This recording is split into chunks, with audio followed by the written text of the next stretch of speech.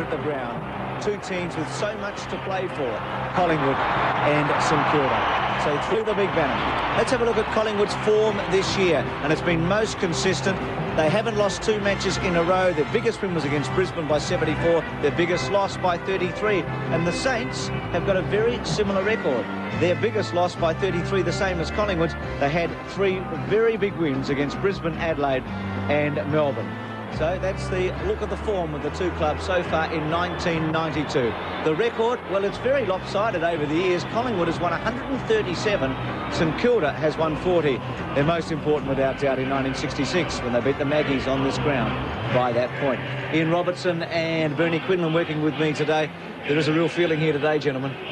Well, my word, Bernie, you've been here for a few finals where there's been big crowds, and it certainly gets the adrenaline running, doesn't it? Well, it's great to see the Great Southern Stand filled up, isn't it, Robbo? A magnificent place for football here at the MCG, and a real big game here on the Queen's Birthday weekend. And we just saw Peter Dacos on the ground there momentarily. Unfortunately, he's out for about another 3 or 4 weeks, but that Collingwood side still looks pretty good. Goal-to-goal line, Gary Pert, very important, Craig Kelly, Gavin Brown, one of the best players in the competition. Manson, well, he's got McGuan alongside him, which is a plus, and McEwen up at full forward. They're a very good side, Collingwood. Yes, St Kilda, well, still without Lockett at full forward, and he's been averaging 6 goals a match throughout the 92 season.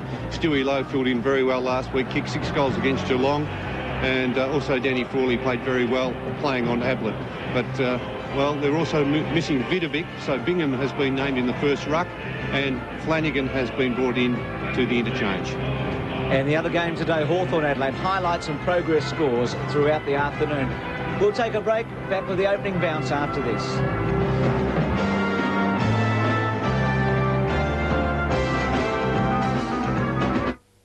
The 1992 AFL football season is brought to you by Gillies Pies, St George, Warrnambool Theatre and Prestige, Ron Prato Caravans, Ray's Disposals and Tyre Power. Right, come on. Hey guys, you knock it off. You want it? Then knock it off, all right? You idiot. Come on then. Shake it out, mate.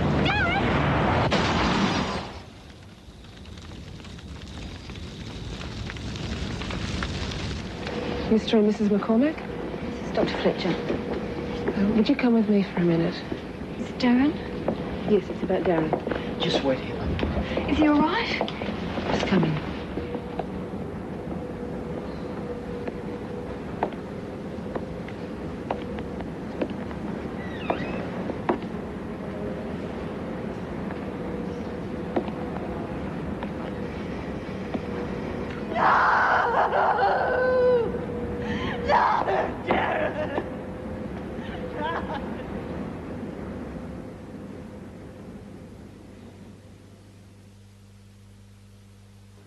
Who's the leading light for LP gas, service and advice? Who'll deliver what you want as soon as there's a need? And who provides convenient bulk filling for your home, office or factory? Who else but Heatane, the LP gas specialists. When it comes to buying a used car, quality really is important. So we thoroughly inspect and workshop test every car. Then we guarantee every car for 2 years, unlimited kilometres. That's right, 2 years, unlimited kilometres. You see, we want to make sure we have the best cars available, the right price, with after-sales service second to none. It's all backed up by the best team in the Western District. We want you to come back.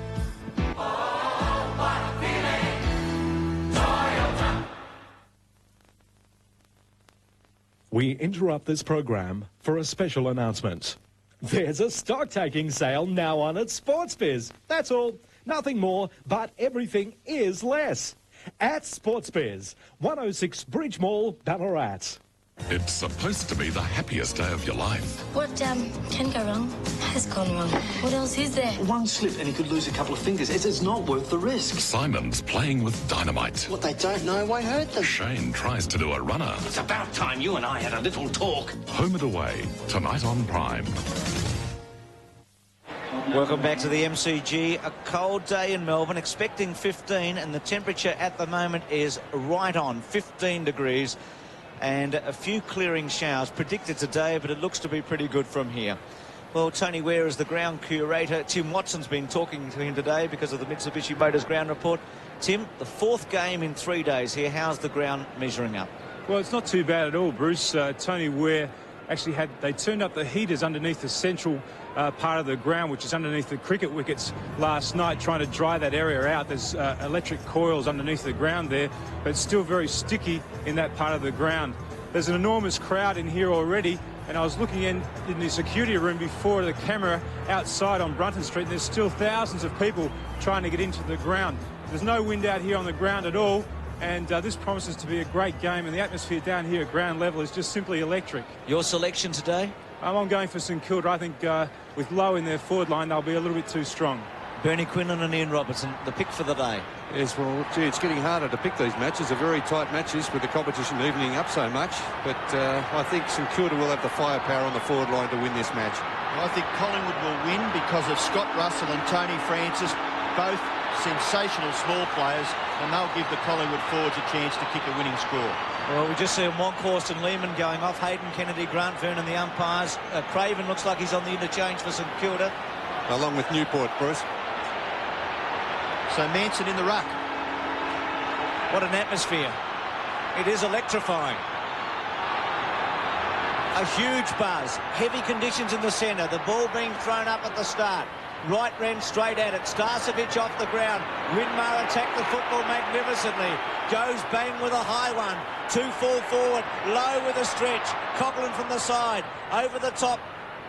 Collingwood under pressure. Saunders caught.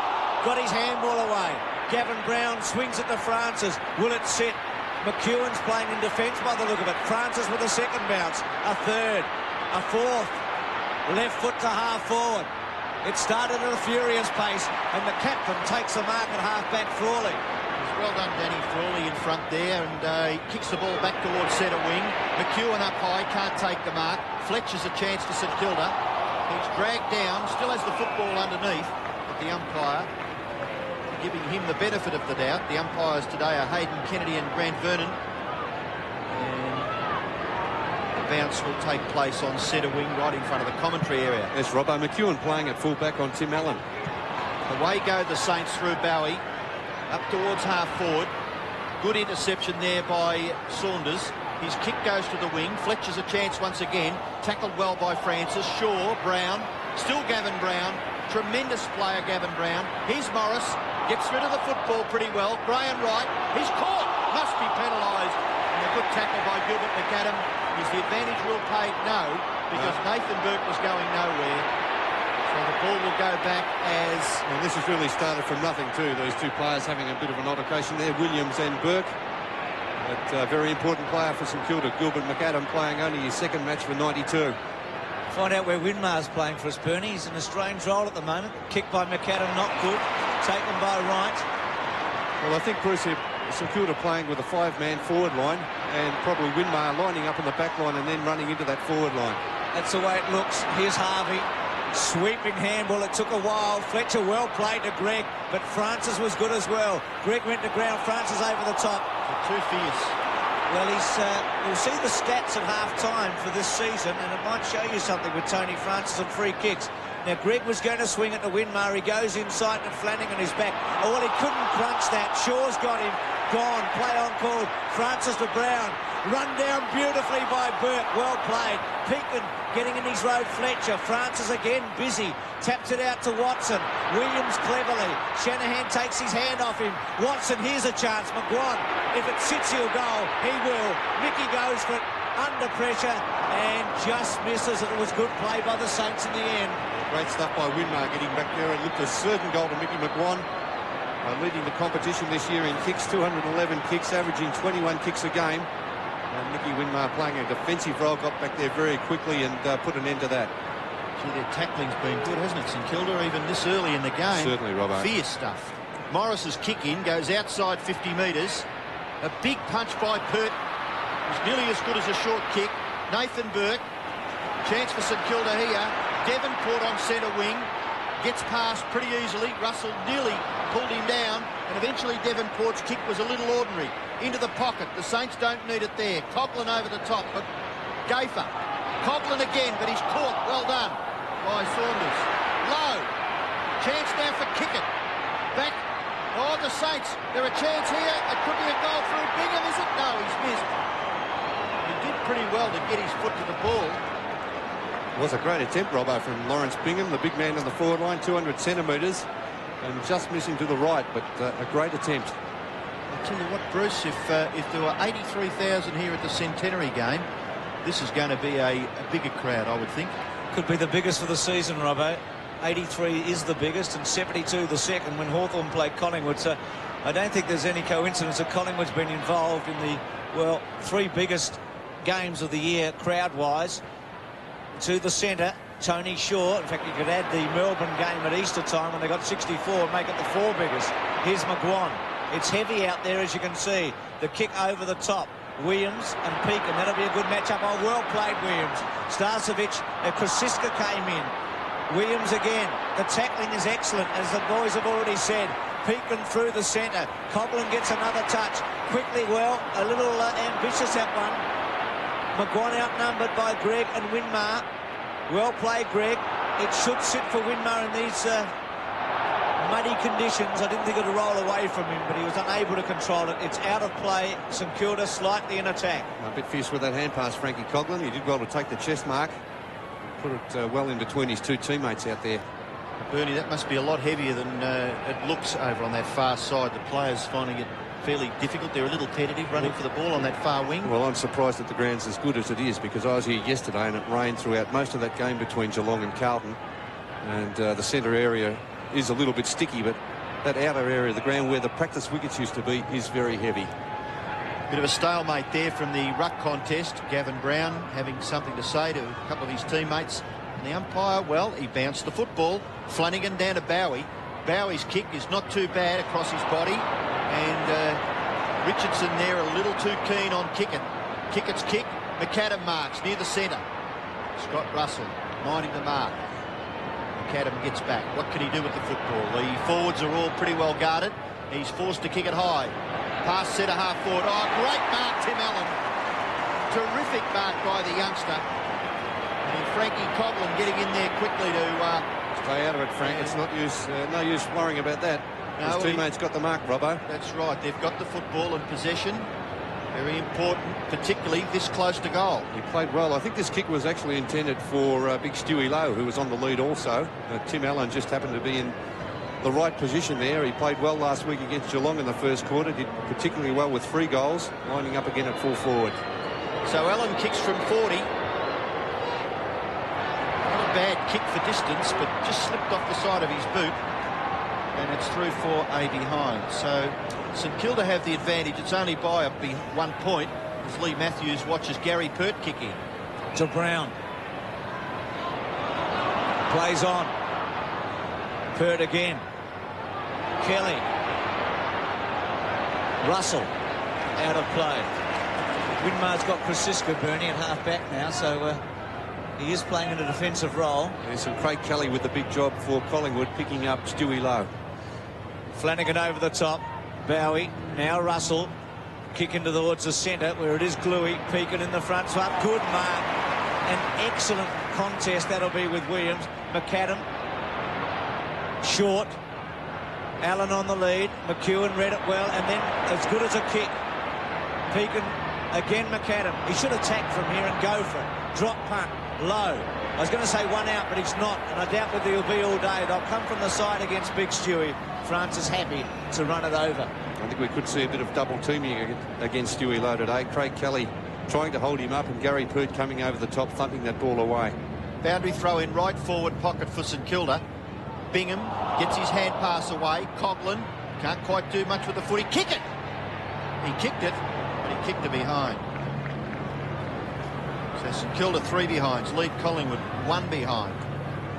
And St Kilda would probably consider their start to be reasonable. Magpies haven't had it up there on their forward line all that much. McEwen kicks into the far side. Looks out there for Starcevic. At the back, Harvey did some good running to get over there and give Flanagan a hand. Now he's forced to kick. In towards centre forward. Allen can't quite control it, but his touch was effective. Low. A hook kick. Mark to St Kilda. Bowie. Certain mark. Gary Pert knocked that ball away after the mark had been paid. So he may have been a little bit fortunate there. The marker's paid, the ball goes to ground and Pert punches the ball away. It would have been very tough to pay the 50. It's just an instinctive move, I think, from Gary Pert. No doubt about the mark to Bowie, though. Well, it's interesting, Bernie, because the angle is there. If the 50 metres had have been paid, it's right in front of goal, isn't it? Oh, it would have been right on the line. Bowie from a fairly tight angle, but he's only about 15 metres from goal. He kicks, and I think he's missed it. He has. So the Saints not getting anything for their efforts early in the match. They've kicked 4 behinds. Collingwood have kicked 1. Yeah, that's a bad miss, really, from Brett Bowie. He's been having a good season. He only played 4 games in 91, but he has been averaging almost 25 disposals a game in 1992. Well, they suffered from inaccuracy last time against Geelong, and it's happened early in the match. McEwen's thumping kick, Starcevic at the back, Devonport, right, Devonport with him in that muddy patch, Harvey Green. Round the body by Fletcher. Low, 1 out. Well, coming in, Gaffer, well played. Read brilliantly by Devonport for a goal. The Saints charge away. First. I'd like to be more than a friend, Cheryl. She's lived in our hearts for 10 years. I'd like to kiss you, Cheryl. And will live in our memories forever. Oh, Frank. And our memories are long. This one's for you, Cheryl. Goodbye, Shirley Gilroy. Girl of my dreams. We'll miss you. I love you. The country practice tonight and tomorrow on Prime. Is the war criminal the victim or the murderer? It had to be him. It's a double mystery for Perry Mason. Again, you were right. 8:30 tonight on Prime. Ball out of the centre. Chance again here for Bingham. Lovely hand pass to Burke. Burke's kick is pretty good. Low. Punched away, though, by Pert again. McEwen and Allen. Allen a little awkward. The bounce for him. McEwen has the ball. Drops it. He still will get his kick away. And does it pretty well in the finish. Krasiska. His tap on. Can't control it. Boundary throw in. Right on the players' interchange area. Centre wing on the member side. I think the worry at the moment for Collingwood, Robbo, they're not getting the ball out from the centre square. And with Monkhurst sitting on the bench, well, Lee Matthews, it's giving him something to think about. Oh, lovely tap by Bingham into Bowie's path. Bowie tackle. Handball away. Tony Shaw gets his kick away. And he did spot Starcevic, who was a good kick in the finish. Under a little bit of difficulty, and Starcevic has the ball on centre wing. He's going to have to kick long. 50-metre penalty, is it? What's he doing here? No, it wasn't a 50-metre because Gavin Brown came back and shepherded the man on the mark, Gilbert McAdam. So the umpire noticed that, and Starcevic will have to have another kick. Bowie now taking the mark. Starcevic gives away about 5 metres. Gets the ball to Saunders. Saunders kicked to centre half forward. A good mark by Flanagan. Getting back for St Kilda. McAdam, well played. Squared up, drop punt. Not good that time. Pert comfortably. Swings it to Brown. Burke will sit on him. Does it well. Bowie ducks. Francis was high. No free kick paid. In hard Pekin. Over the top Williams. Off the ground by Russell. Flanagan, who started pretty well, as has Bingham. Outnumbered Kickett. Good take by Saunders. Left foot to centre wing. McAdam gets back. Gee, he started with a flurry, hasn't he, Gilbert McAdam? Well, he was out of footy for so long this season. Coming up for his 6th kick, Bruce, already, Gilbert McAdam. First match back was against Geelong. So he's had 2 big games to come back to. Fletcher, Coughlin, still Coughlin. Quick give to Bingham. Just had too much on it to kick it. Now Bowie. Back to Bingham, who goes for it and kicks it magnificently. Just missing. Well, he's been close, the big fella, Bernie, twice. Gee, he looks awful right. Has he improved in the last 12 months? He looked terrific last week against Geelong. And he just missed to the right on the first occasion. That time just missing to the left. But 2 very good kicks of goal from Lawrence Bingham. His hand passes have been slick too. Yes, 200 centimetres. Kick in by McEwen is very good, and Kelly makes it in the finish. A good chest mark sliding on his knees. His kick out towards the wing. Morris and Manson. Shaw, the crumb gatherer, somehow got the ball to right. Was it legal? Play goes on. Good effort by Krasiska. If it wasn't a mark, it was a free kick. Handball away to right. Collingwood moving the ball a little better. It's at centre-half forward, but McAdam, about his 8th possession. Morris does well, spots a player near the centre, Bowie, and he doesn't let him down. He takes a good mark, although he was on his own. He gets the hand pass away. McAdam again, possession number 9. Kick is good, Pekin into his path. No, it bounces just a little short for him. Moore with the rebound. Good punch on. Out towards Starcevic. Chance now. Richardson. Kick into the centre. McGuan. Second possession for McGuan. Kick out into the path of Watson. Punched away. Good play by Shanahan. The Dow defender. Morwood. No, beaten for it by Bowie. Hand pass away. McAdam. Oh, great smother. Brilliant football, Watson. No one home for Collingwood. The high kick will be marked in the pocket by Russell Morris, who got back there pretty quickly. Should have handballed McAdam, but Winmar, short, Flanagan. He must have a sniff of 1989 in that grand final for Geelong. Harvey, gee, that was a good kick by Flanagan. The Saints are on top. They lead by 10 points. Centre half forward, Allen with a stretch. McEwen, Greg to go for goal, doesn't time it low. Well, Bernie, they're killing Collingwood at the moment. It's not on the scoreboard, but they're playing like a 5 or 6 goal better team. Yes, definitely, Bruce. And surprisingly, playing a couple of their most attacking players, McAdam and Winmar, in defensive roles. McAdam has been magnificent up to this stage of the game. That one really tumbling off the boot there. It wasn't a great kick coming from Dean Gregg, with Stewie Lowe in front, the right position. And chance for this goal. He's kicked 22 in 10 Lowe this season. Really should gobble this. Drop punt straight through. A flying start. The St. George Freedom account has the edge. You pay no account keeping fees. Your savings earn daily interest. There's Freedom's free services like automatic payment of your regular bills and pay-in of your salary. Every personal cheque you write from the savings in your account is free of St. George fees. At St. George, we're working harder to make your money work smarter for you with the Freedom account. Isn't that a great idea? St Kilda off to a great start, 2-5 to a point. Manson, oh, indiscreet kick at the ball. Dean Gregg. Richardson, Bowie. Chance for Fletcher. Brown, who's been held so far.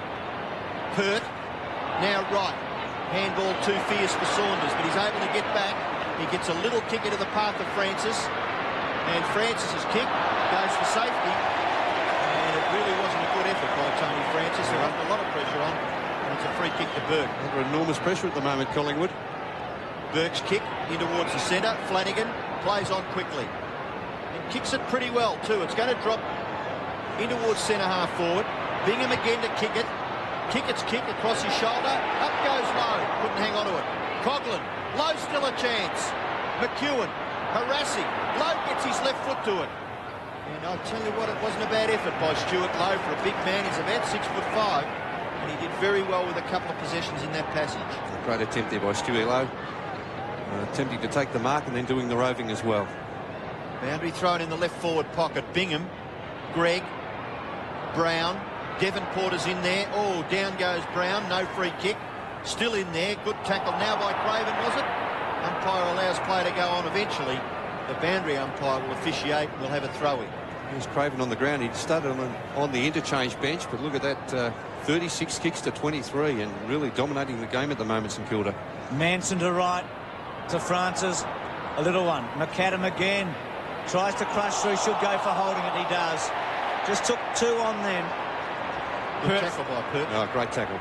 Well, he was, I guess, the second man, but he could have tackled him too high, and he didn't. It was an excellent tackle in the end. Starcevic from centre wing. Played in each of Collingwood's 10 games today. Krasiska at the back. A good stretch. He'd be hungry for the footy, Krasiska. He hasn't played for Collingwood since that centenary match. Around the body by right. Fletcher. All goes backwards. Morris. Too high. Oh, not played. Gee, unlucky. McGuan chasing it. Still in play. McGuan with a quick one. Craven with a fingertipper. Can Collingwood make something of this? Morwood in the pocket. Watson goes for it and hits the post. What's happening here? Is it out of play? Was it a free kick? To Collingwood. To Morwood, is it? Well, I thought Morris was a bit harshly done by, didn't you? I think about 5 players thought that as well, Bruce, because they stopped, I'm sure, over there in that half-forward flank area. Well, Morwood's got a free kick here in the pocket, and this would be against the run of play. And this is just what Collingwood need, really. They needed to manufacture something. And Morwood, from about 20 metres out, with a drop punt, he's hooked it a bit, but he's put it through. A controversial goal for Collingwood. Morwood gets there first, and it's 1-1 to too far. Yes, he hasn't been a prolific goal kicker this year, Shane Morwood, that in fact being his 10th goal for the season. Let's have a look at this free kick again. It's been paid against Danny Frawley, a holding free kick. But, gee, there wasn't much in that either. There's a couple of the commentators next to me look on pretty surprised as well. And I thought with you, Bruce, that free kick could have been paid to Morris. Caught was Russell. Bingham off the ground, intelligent. Punch on by Flanagan, okay. Kick it, bumped off the football. Away goes Saunders, and he kicks it wide to the half-back area. McGuan's under a little bit of pressure. Dropped the footy. McAdam got him out of the contest. Francis, sneaky little hand pass to Brown. And Collingwood get the ball back near the centre, where Greg has taken it. And he plays on. No, the umpire is going to bring the Collingwood player back on the mark. So it holds up play a little bit for St Kilda. Greg's kick to full forward. Low. Oh, he nearly had a second grab at it. In there is Richardson. Tim Allen has a little toe poke at it. Couldn't do anything effective. Fletcher on the bottom. In goes Francis. Craven has the football, and the umpire calls for a bounce about 30 metres out from the St Kilda goal. They lead 2-5 to 1-1 after a great start. 38 kicks to 31 in St Kilda's favour. 24 hand passes to 17 and 16 marks to 10 in St Kilda's favour. Manson, Greg, clever. Saw Burke, squared it, and Burke can go for goal. Low the target. Good kick. Got him. It had to be 100% accurate. It had to be pinpoint, and it was. Yes, Tony Shaw realised the danger there. Also tried to get back and fill up that hole. It was a wonderful kick there from Nathan Burke. Greg before that too, Bernie. Also, yes, good vision from Dean Gregg. An important kick this, because the Saints deserve to be 4 in front, and they're not. And Lowe needs to kick a goal here to stretch it out again. It's 2-5 to 1-1. There's Nathan Burke. Came into the Victorian side against Western Australia a couple of weeks ago. Tagging Scott Russell too, by the way, Nathan Burke. So Lowe, from about 40 metres out, drop punt, not good. Doesn't even make it. Rush through from behind. 2-6-1-1. Bernie, you just get the feeling that Collingwood will respond to this, because the Saints should have, well, not buried them, but should have been much further in front. Oh, no doubt Collingwood will come back. But this is the same thing St Kilda did last week against Geelong. They had so many chances in that first half and didn't nail the goals. Kicking was very good. Manson has marked at half-back. Awkward kicking style. And Gavin Brown, nearly. No, Dean Gregg, enough pressure to force the ball over for a boundary throw-in. So Collingwood have got the ball about 2.5 kicks from the St Kilda goal, nearly into their own forward half. Ruck contest. Tony Shaw's going to take it. Did the ruck work and got the tap out. Craven, Francis, battle royal. Francis comes out. The umpire had blown the whistle, so we'll have a ball up on centre wing, just forward in St Kilda's half. Manson, Bingham up high. Craven, well done. Kick is pretty good too. Punched away from Allen by McEwen. And kick grabs the footy, but he takes it over. So we'll have a throw in about 55 to 60 metres from the St Kilda goal. The Saints lead 2-6 to 1-1. Flanagan with the ruck work. Francis roving. Left foot round the body by Saunders to centre wing. Bingham doesn't get a favourable bounce, runs out, and it'll be a throw in. Overcast now in Melbourne. Enormous crowd here. Must be nudging 80,000 people for this big clash between these two teams. Free kick to Bingham against Manson. It's so obvious, isn't it, Pat? Yes, obvious free kick. Bingham doing the right thing, getting in front. He's doing it right. He played 3 games with Hawthorn before being discarded, but he's doing okay with the Saints. Low in the front spot, but a free kick against Allen. Going to Kelly, is that 50 metres? Pretty nearly been. Well, it should be. It should be. That's ridiculous. I've forgotten about that one, I think. They have. Last season it would have been 150 metres, that one, wouldn't it? It was pretty blatant. So, oh, well, Kelly, yes, not against Allen, against Lowe. Yeah, pushing free kick against Stewie Lowe. Kelly, back to the centre. Big fly was from Morris. Starcevic at the back, Craven. Well played to Morris, who can attack and go for goal with a long kick which he hooks and kicks it out on the full. So again, inaccuracy for the Saints. Russell Morris, premiership player at Hawthorn, playing some excellent football at Moorabbin. The handball by Fletcher to McAdam. McAdam with a high one around the body. Gaither's in the spot to take it. Stretches and marks it. The ultimate stopper as he goes to McGuan. McGuan's kick in the Krasiska direction. Brown has rode the pack brilliantly. Gavin Brown's kick to full forward. In chips Pekin and takes a good mark. They're not easy those, and he did it pretty well. His kick, a little awkward. Frawley is caught. Hand pass intercepted. Burke gets there. His kick fortuitously lands with Fletcher. Fletcher quickly. Harvey's made good position. Harvey at right half forward. Short kick. A little too short, but Lowe's able to gather. Sweeping hand pass will be chopped off by Tony Shaw. Not far enough. Pekin. Harvey. Play on, yes. Fletcher will go for goal. He should kick it. Oh. No, he's missed this one.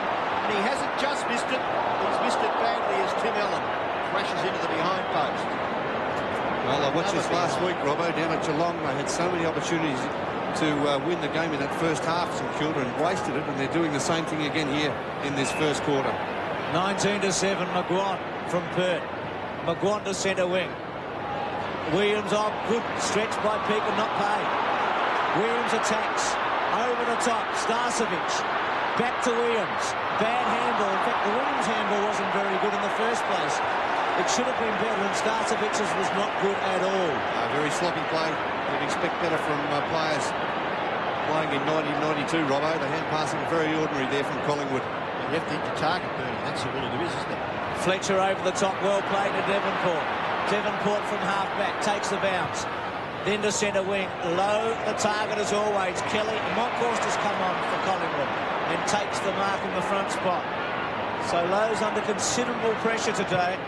And without Lockett, it just takes a little bit of the pressure off the Collingwood defence. Gayfer to Francis, attacking. Morris couldn't get back. Oh, well played, Pekin. Very, very well played. Craven to Morris, awkward kick. An important ball here. Kick it, Richardson just pushes him out of the way. Kick it, gets back. If he can take it off him, it'll be important.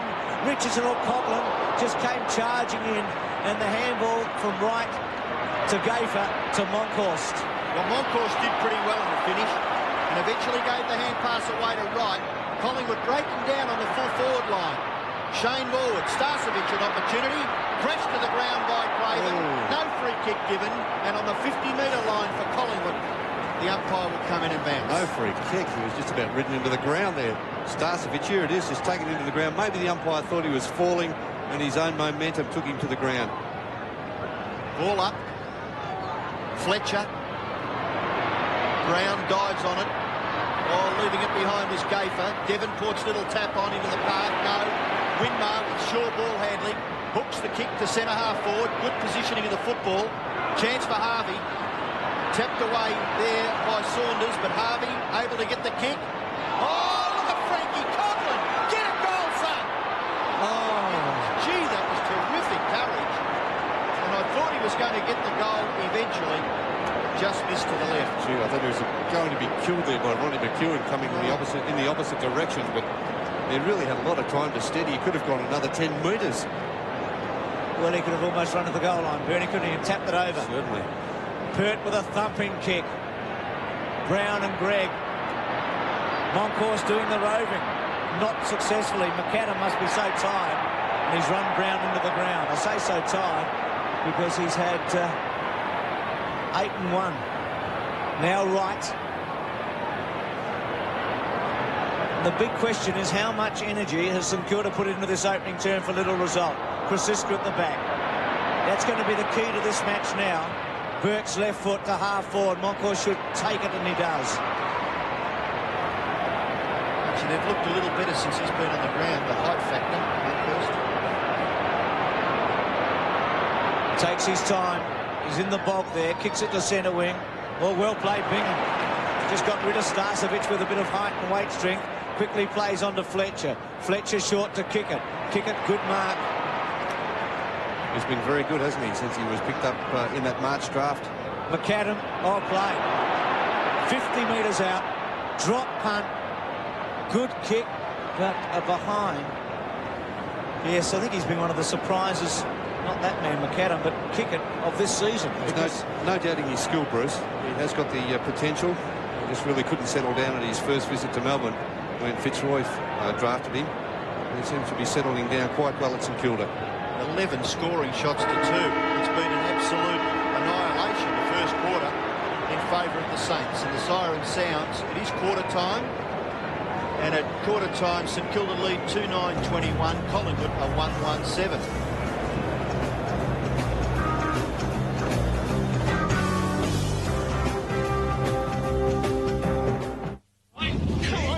Hey guys, you knock it off. You want it? Knock it off, all right? You idiot! Come on then. Check it out, mate.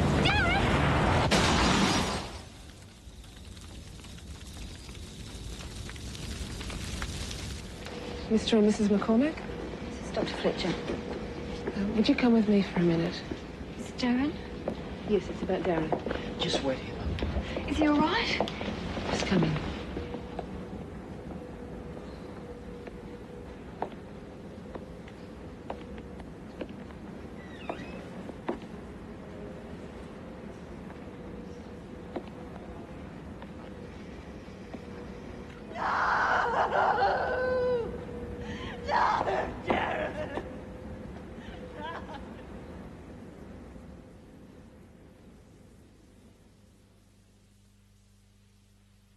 This is the key, your key to reliability and economy. With 39 Isuzu truck models to choose from, the range is now bigger and better than ever. Improved standard features like power steering and adjustable seating make Isuzu the truck for driving comfort. Advanced design diesel engines make Isuzu the truck for power and efficiency. Easy maintenance and low-cost repairs make Isuzu the truck you want to be in.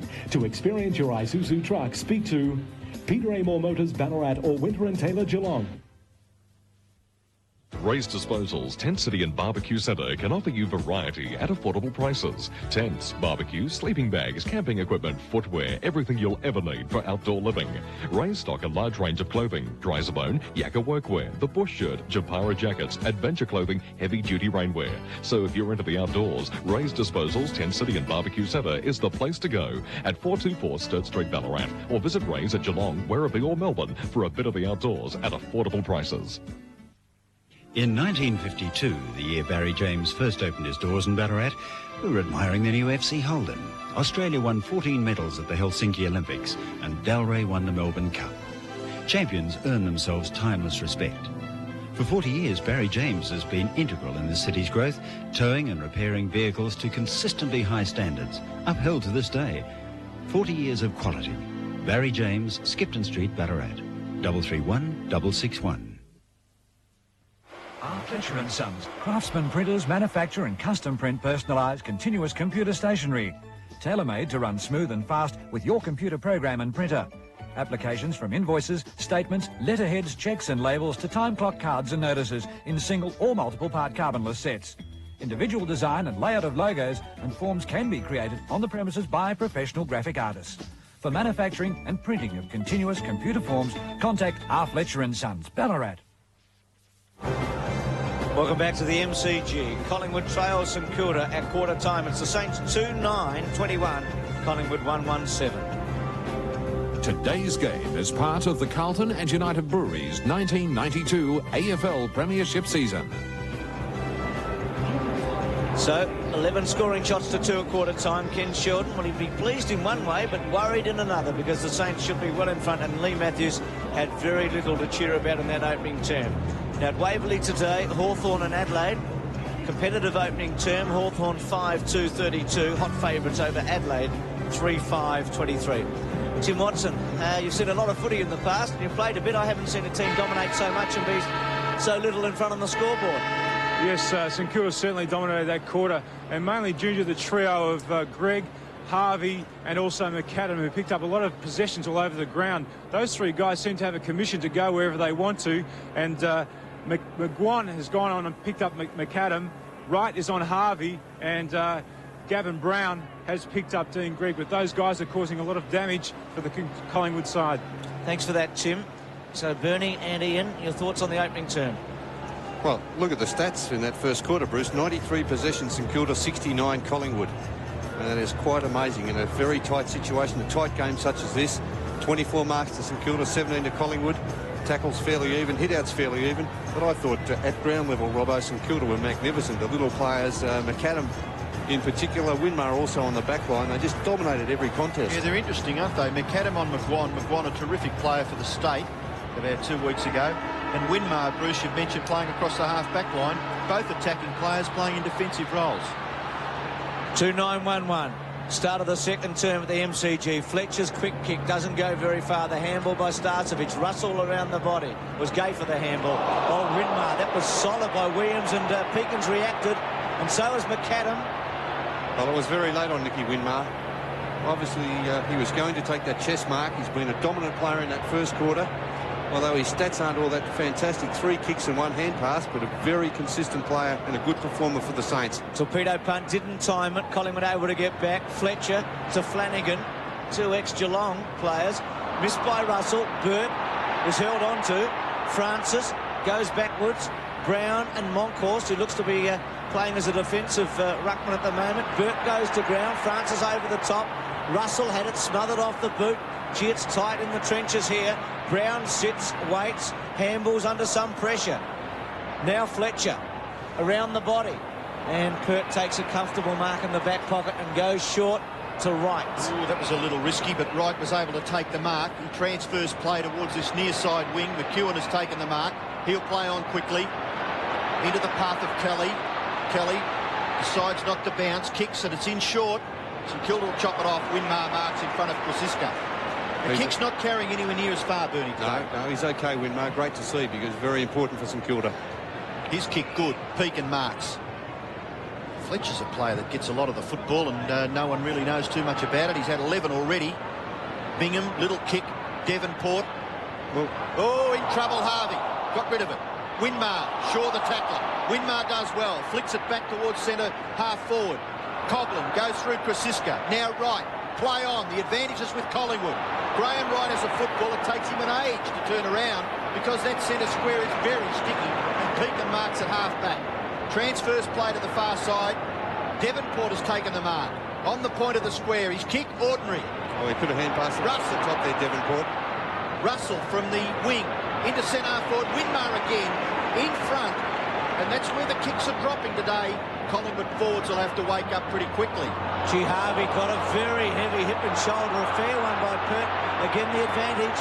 Burt, as the umpire even falls over in the centre.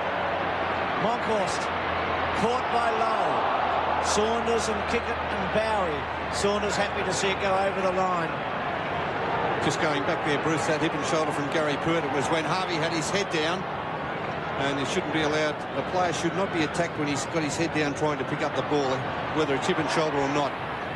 Fletcher to Burke. Chance for Devonport. Kelly to go with him. Kelly stood his ground and did it well. Gee, they've got an open space here, Bruce. McGuan takes off. Look at Mickey go with the second one. Swings it inside to Brown. Quick reflexes to Williams. He should finish it off for a goal. Drop punt, go for it, and kicks it. 2-1-2-9. World leaders gather for the historic First Earth Summit, but will solutions really be found to the world's environmental problems? Beyond 2000, direct from Rio, examines overpopulation, the single most urgent issue confronting humanity, the current status of the greenhouse effect. The 7 hottest years on record have occurred since 1980. And the answers we may already have. The forest can pay for itself. Important for all Australians. Important for our future. A Beyond 2000 special, Tuesday. Ball up in the centre. Monkhorst. Russell. Francis. Oh, drag? No. Yes. There's perhaps a fraction Tiki Touchwood, but Francis has the free kick quite near the centre circle. Seen about 5 words today that haven't been paid, Robbo. And you want that consistency in umpiring. His kick is short. Monkhurst drops it. Still can't get the hand pass away and kick it. Just harasses him out of it. Handball over the top, Burke. Good vision. Out to Bowie. Bowie from half forward. Hooks the kick. Looking for Lowe. Kelly. Lowe forced to kick with the left. Not all that effective. Chopped off by McEwen. Short pass okay. And the mark is taken in the back pocket for Collingwood by Saunders. His pass is good. Shaw marks. Tony Shaw now. This kick falls short, and now Williams has sussed it out, and he's right in front.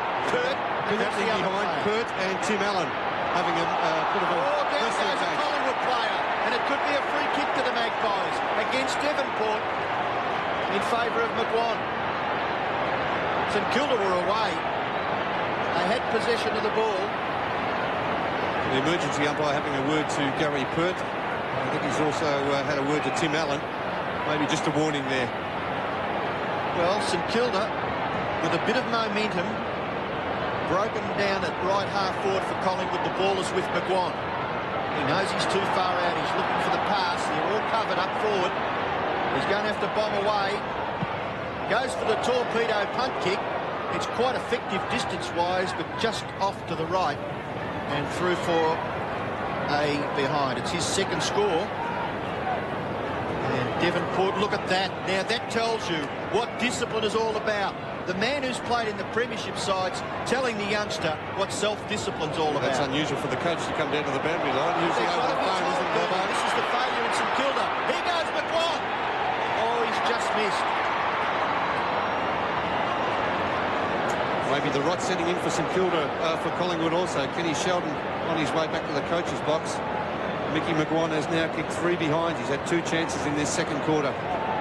Well, Devonport 2 mistakes, Bernie. Wouldn't handball to Harvey and then gave away a free kick and didn't Sheldon let him know about it.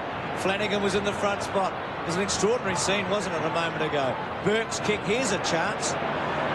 Winmar. Well, a bounce. It sits up. He goes with a long bomb. Allen outnumbered. Kelly get. Oh, Allen magnificent. A brilliant mark. Must be paid. Yes, definitely a mark. Kelly looked to be in the box seat, didn't he, Bruce? He looked as if he had that mark all wrapped up. Let's have a look at it again.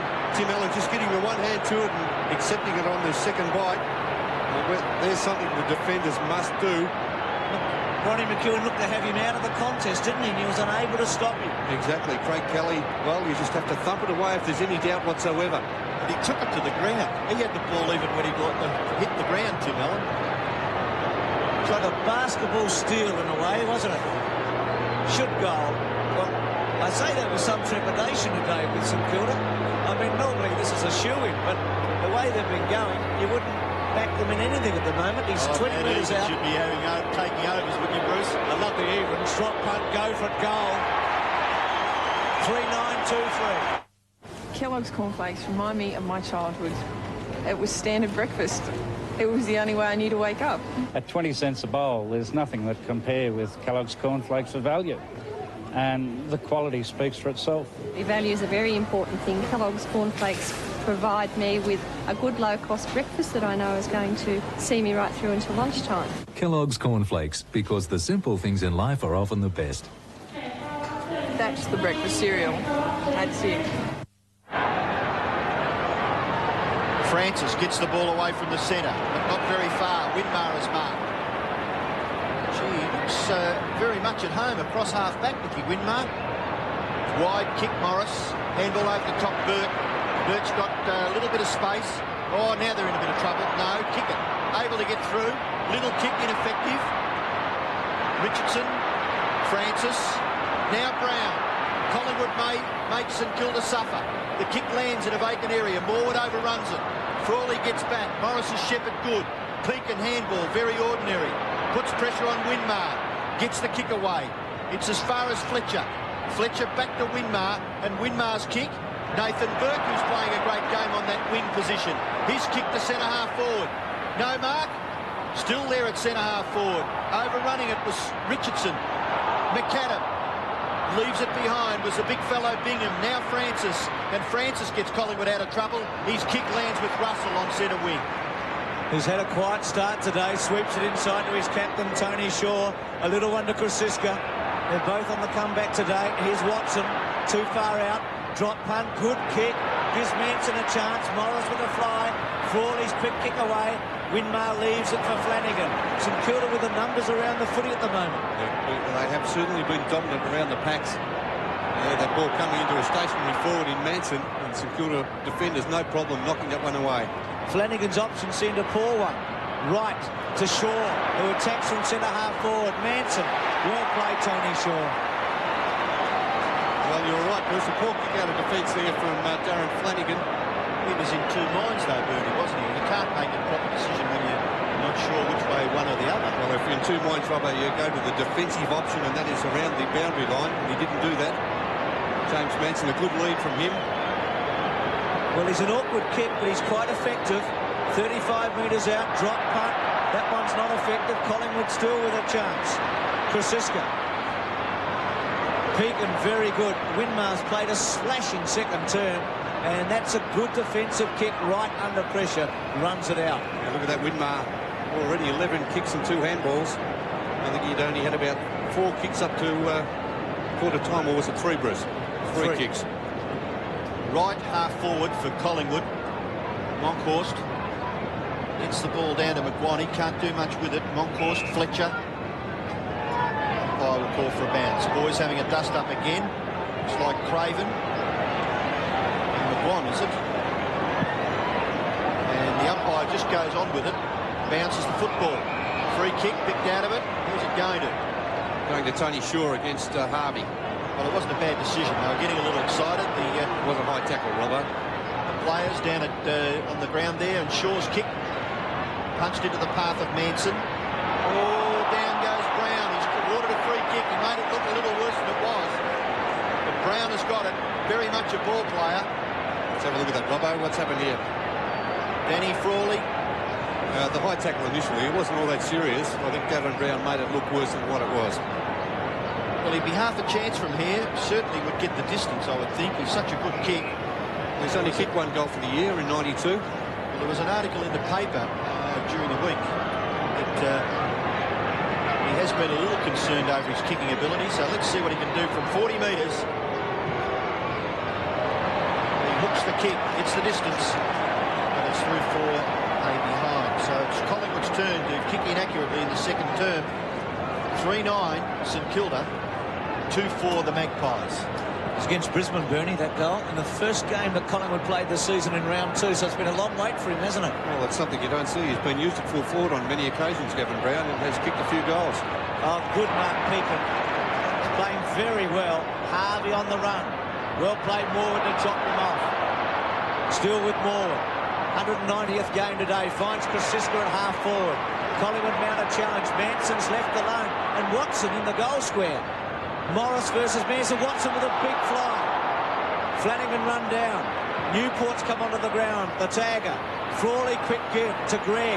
Well played to Burke. Had the vision. Burke can run and go bang. Low the target. Doesn't quite get that far. Still Stewie Lowe. Tackled by Saunders Richardson. Gayfer. Back to Richardson. Richardson handball, a little slow to Kelly. Kickett grabs hold of him. Richardson from half-back, great tackle. Burke was the second one to get him. Free kick St Kilda. That's wonderful desperation by Nathan Burke. A late inclusion in the Victorian stateside this year. He's doing a great job playing on Scott Russell. Short to Kickett. Well, it's a difficult angle. It's about 45 metres out, tucked away in the pocket. Burke's had 15 touches. Well, he's been steaming away from Scott Russell today, hasn't he? Russell's only had 4 kicks and 2 handballs. A little out of sorts at the moment, Scott Russell. Now, Dale Kickett will need to produce an outstanding kick from here. He's tucked away in the pocket. He has a touch of magic about him. The drop punt, well, I say a touch of magic. It left him for that moment. And in a way, the first option wasn't all that good by Burke because the angle was decreased. Yes, exactly, Bruce. It makes it very tough kicking goals any ground, but tucked away in that pocket to the MCG. It takes an exceptional kick to put it through the middle. Well, still, Robbo, 3-9-2-4. The Saints continue to waste some chances. Yes, it's unfortunate for them because their general field play has been excellent. Well done, Monkhorst. In front of Flanagan, takes the mark. Collingwood may rue the day that they started the game with this man on the bench. Handball away to Pert. Pert kicks, and kicks effectively. Nearly goes to half forward. Good mark, Brown. Brown gets back quickly. Has a look upfield. There's not much to kick to. He kicks into the pocket. Krasiska. Handballs away to McGuan. He's dragged down by Winmar. Nothing much you can do there, Mick. You were hemmed in. Good tackle by the St Kilda player. Boundary throw-in will take place. Left half forward for Collingwood. About 2 kicks from their goal. Well done, Flanagan to Frawley. Frawley's kick in towards the centre, and Bingham marks. Handball away to Coughlin. Coughlin's kick. Centre half forward. Look at McAdam running with the fight of the ball. He nearly took something. Kick it off the ground. And he scores a behind. So not a bad effort there by Dale Kickett. I think, Robbo, had McAdam looked around there, he raced back to make position. Had he looked up to see where the ball was, he could have taken an easy chest mark. All sorts of things must be going through your head when you're in that situation on a footy ground. McEwen, Kelly, very slow. Harvey has to concede some ground. Francis and Craven. Burke was ridden into the ground. No free kick. I think he's a little unlucky there. But a real ride, Nathan Burke. What a star he's been today. It is early days yet, but he's given St Kilda something so far. Francis ducks as he took the footy. Holding on, and it'll be a ball up. Well, Flanagan had a bit to say to Monkhorst a moment ago. He's going to get a free kick, Francis. What's that for? Hanging on too long? No, he pushed him as he was on the ground. Umpire indicating. Well, Monkhorst and Flanagan at it. Now Pekin takes the mark. Sweeps it to Winmar, who takes McGuan on. Good kick to Bingham. Bingham at the centre square. McAdam runs for him. He goes with a drop punt. Low at the back. McAdam. Oh, free kick against Lowe for using his leg on the back of Gayford. Well, that's what the umpire indicated. Well, that's a strange one. Stewie Lowe entitled to do that. He got his hands to the ball going for that mark. Let's have a look at that again. Used his boot. The player is entitled to do that. That was no free kick. Now Pert from Brown. Left foot from Pert. Krasiska and Winmar. Winmar's played a scintillating second term. Krasiska, again Winmar able to hold it up. Craven, smallest player out there today. Drop punt, not all that effective. Brown's lifted his work rate in the last 10 minutes. Takes the mark. Back to Francis. Francis steadies. Very awkward spot of the ground. Oh, Pert! He's run all the way down the ground from full back. I thought he may have got caught out when St Kilda got possession, but, well, it's amazing, isn't it? He stayed there and has taken the pass from Tony Francis. Yes, well, he almost kicked the winning goal last week for Collingwood against Fitzroy. Paul Roos, of course, kicked the winning goal only a couple of seconds later. Gary Pert has played a fair bit on the forward line. Gary Pert can kick a goal. And Pert's shot for goal. Is it missed? It has. It's through for Collingwood's 5th behind. 2-5-17. St Kilda at 3-10-28. 11 points the advantage for St Kilda as Morris prepares to kick it back into play. Gee, it's been a dour struggle. Only 5 goals kicked. We've got 10 minutes left in the second term. The kick-in comes to the near side. Well done by Wright. Chance for Williams. Little kick is good. Watson. Pass. Oh, bad luck from Pekin runs away with the football. And St Kilda's rebound may be costly here for the Magpies. No, they're still in it. Morwood. Tap on by Morris. Frawley. Still the harassing of Collingwood on their forward line was excellent. And it's held the football in their forward half. Yes, that hand pass from Tim Pekin not spot on to Nicky Winmar. Had that been, St Kilda would have been off and running into the forward line. Flanagan and Morwood. Gee, Brown came crashing in. Craven's handball very good to Gregg. Gregg from centre wing. McAdam the target. It's a good kick. McAdam made metres there running for that. Watson off for Collingwood. Lehman on. Lowe provides the lead. Monkhorst trying to chop him off. Now still Lowe. Richardson on Lowe. Great mark. Didn't he work for that, Bernie? Well, see the way he just plucked it out of the air, put his hands over the top of Richardson. averaging 11 marks a game, big Stewie Lowe. 110 marks for the season, 18 in front of Dunstall. Here it is again, just reaches over the top. Richardson in a better position, but big Stewie Lowe, well, he's a marvel in the air.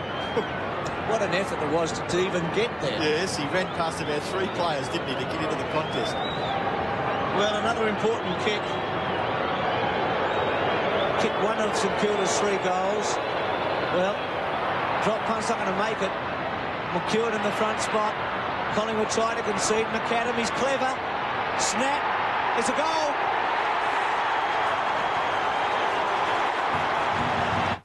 We interrupt this program for a special announcement.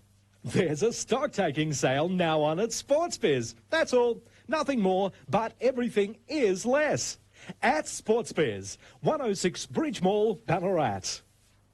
When you're an octopus, it's not hard to touch your toes. In fact, you've got so many, you can stick them up your nose. But a better place to stick them, one that's really neat, is in 4 pairs of jolly socks, the ones they call Sea Feet. Sea Feet by Razzmatazz. Socks for kids. Goal for St Kilda, a low-scoring game. Fletcher gets the ball out of the centre.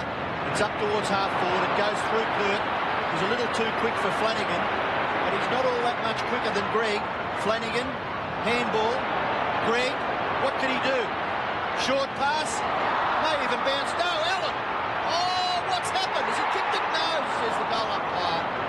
Tim Allen must be so frustrated there. There's a chance to kick it off the ground and nearly got his foot to it in the finish. Ewan just doing very well to get into that contest. Well, that was very, very close. He threw his left foot at it. Well, Tim Allen believed he kicked that goal. Gary Pert kicks into the far side. Looks out there for Gaffer. Gaffer takes the mark. Burke minding the mark very, very well. Part of the game that you really have to be conscious of. Gaffer's kick in near the centre. No mark taken. Where are the crumb gatherers? There's St Kilda's again. Burke. Harvey's going to get caught. Good tackle by Wright. Through comes Richardson. Oh, Burke, brilliant. Caught. Saunders, Richardson, now Francis. Francis's kick. Coughlin kicks it back into attack for St Kilda. Centre half forward. Moncourse takes the mark and breaks it down for Collingwood. Kick across the face of goal. Gary Pert. To McGuan. A panic, and he's got Tony Shaw working for him as well. One bounce for Mickey. A second. Manson providing a lead. McGuan with a probing kick. Shanahan getting back. Manson off the ground. Lehman's just come onto the ground. Left foot for goal. Goes for it across the face. Scores it.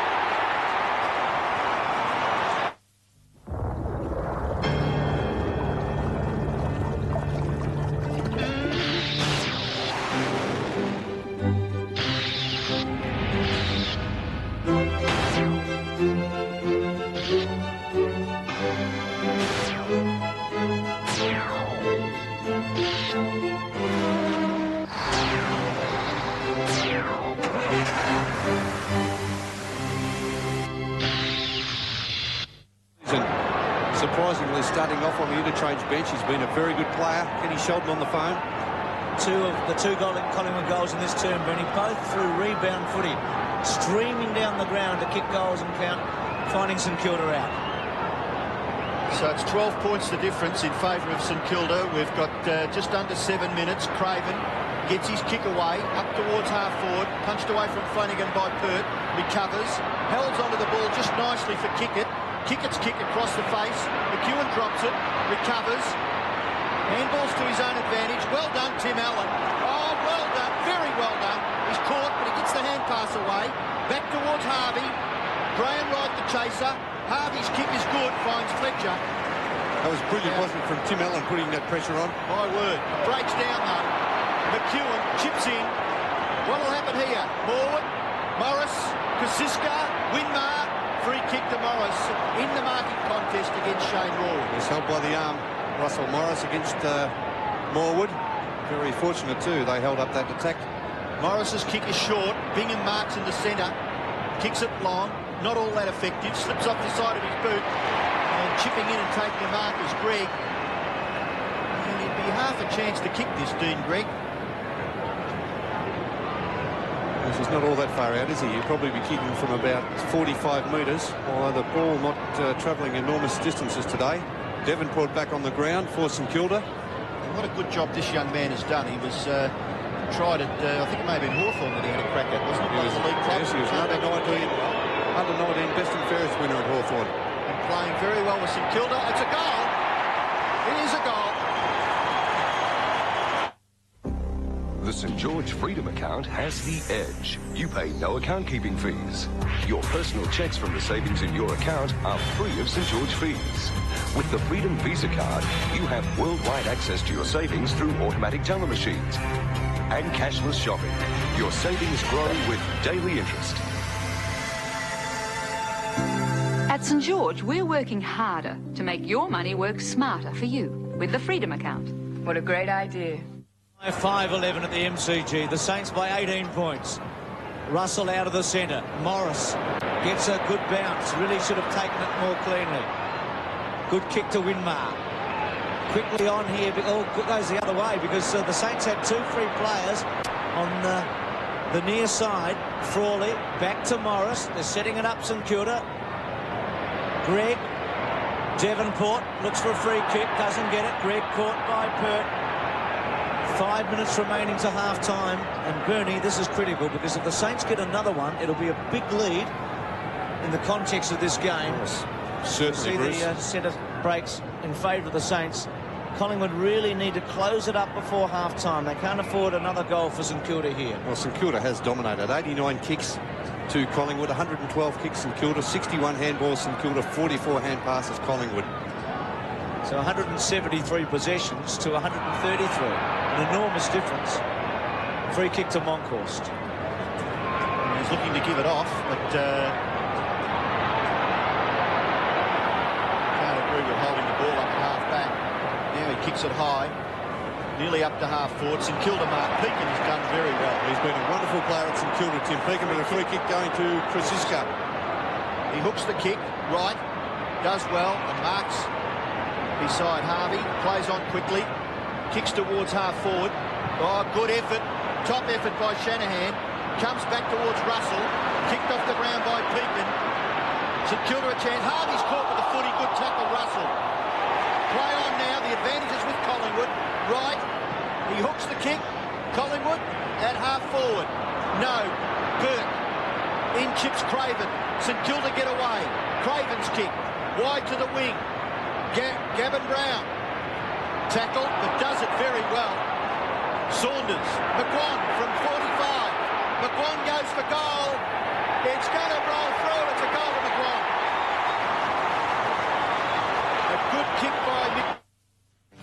Tyre Power, the name in Victoria for quality tyres at competitive prices. For expert tyre servicing, front end and brake repairs, wheel balancing and alignment, and on-farm service. With a skilled network across Victoria, your man in Warrnambool is Neville McNeil.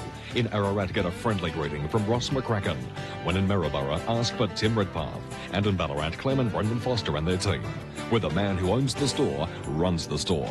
Tyre Power, that's powerful stuff. 29-41. Collingwood come back through McGuan. Bowie in there with Francis. Well, it's a glue pot already. And with Peter Dacos looking on, the champion. Would you ever question playing 4 games over the Friday, Saturday, Sunday, Monday if the ground is in this sort of condition? Well, I guess you've got to try to take advantage over Robbo of the big ground with 2 very big matches, particularly in the last 2 days. Winmar off the ground. And you think they've had about 160,000 people in the last 2 days. I guess it's worth it, isn't it? Plus the reserves games have been transferred, Bruce, so realistically you're looking at probably only looking at 2 games being played here if you look at that. Richardson, free kick now to Morris after Richardson's kick against Manson. He's done very well, Russell Morris.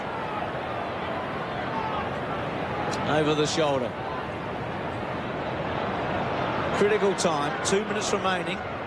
Morris comfortably gets around Manson, gains about 10 metres, bangs it towards Bingham. At the back was Gatewood. Coughlin read it very well. Coughlin goes for the goal. Allen and McEwen get back. Good mark to Ronnie. Poor kick by Coughlin. Yeah, he didn't carry far, Robbo. Carried about 40 metres. The other goals, you really must make the most of your opportunities because from 40 metres out on the run, well, you should at least make the distance, surely. Well, down the other end, McGuan just drilled it through a moment ago, didn't he, in a similar circumstance. Kelly, all alone. Play on call. Well played, McAdam against Russell. Why do you give a hand pass? I was just going to say that. Well, first of all, he's standing still. Secondly, the opponent's only 3 metres from him. Yes, exactly. And vision wasn't very good. McAdam is so quick in getting into the contest also. See Gafer with him. McAdam a thorn in Collingwood today. Here's Lowe with some strength. Long handball. Saunders, Devonport. Saunders will be happy to see that go out. Crowd screamed for a free kick, but it would have been a tough call. Less than a minute remaining. Yes, so St Kilda have a chance here. It's only about 35 to 40 metres from their goal. Tony Shaw underneath. Still, they're a chance. Newport. Now Saunders. Kicks it back near the wing. Well played, Brown, but Pekin is there to make it difficult for him. Outnumbering. Coughlin takes the handball. Walks beautifully. Kicks it to within 30 metres. Monkhurst drops maybe what he should have taken, but a free kick. Going to St Kilda. Against Kelly. Was he shipping it out, Bruce, there? Pushed out. Pushed out of the contest. Well, very important kick now. You've mentioned, what, 2 or 3 shots that Stuart Lowe has had. And you see Stuart Lowe just being bundled out of that marking contest in front of Damien Monkhorst there. And the culprit on this occasion is Craig Kelly. Stewie Lowe's marked that position in front of him where he's to come in. Only 10 seconds remaining on the clock. Probably the last kick for the first half. Certainly Collingwood won't add to their score of 4 goals 5. St Kilda, there's the siren. So the half-time score for Collingwood will be 4-5. We just await the result of this kick from Stuart Lowe. St Kilda at present 5-11. 12 points the difference in St Kilda's favour. Can Stuart Lowe make it 18? Concentrates very, very hard. It's hit the post. It landed right on the top of the post, in fact. Robbo missing to the right. So at half-time, St Kilda lead by 13 points. The Saints 5-12, Collingwood 4-5. Gee, look at this. It's Coughlin and Shaw immediately. Have a look what's happened here at half-time. The shades of the grand final 2 years ago at quarter-time. Well, it's certainly They've come from everywhere. Coughlin and Shaw originally, and it's on, as you can see. Dramatic scenes at half-time. Winmar and Richardson and McEwen, well, left, right and centre. If there wasn't enough drama in the first half anyway. Well, it has settled down, I think. Not too much happening now, just a lot of pushing and shoving. I'll tell you what, if Craig Kelly jumped in the ring with Jeff Hitman Harding, I think I'd have a little wager on him. He'd be back in Kelly. Well, he dropped a couple of them. Oh, okay, Robbo. Bernie, you say not much now. There was plenty happening about 20 seconds ago, I can tell you. That's isn't it, Bruce? It took us back 2 years ago to that grand final at quarter-time. Well, what will the feeling be like when these men come back in a quarter of an hour? It's half-time at the MCG.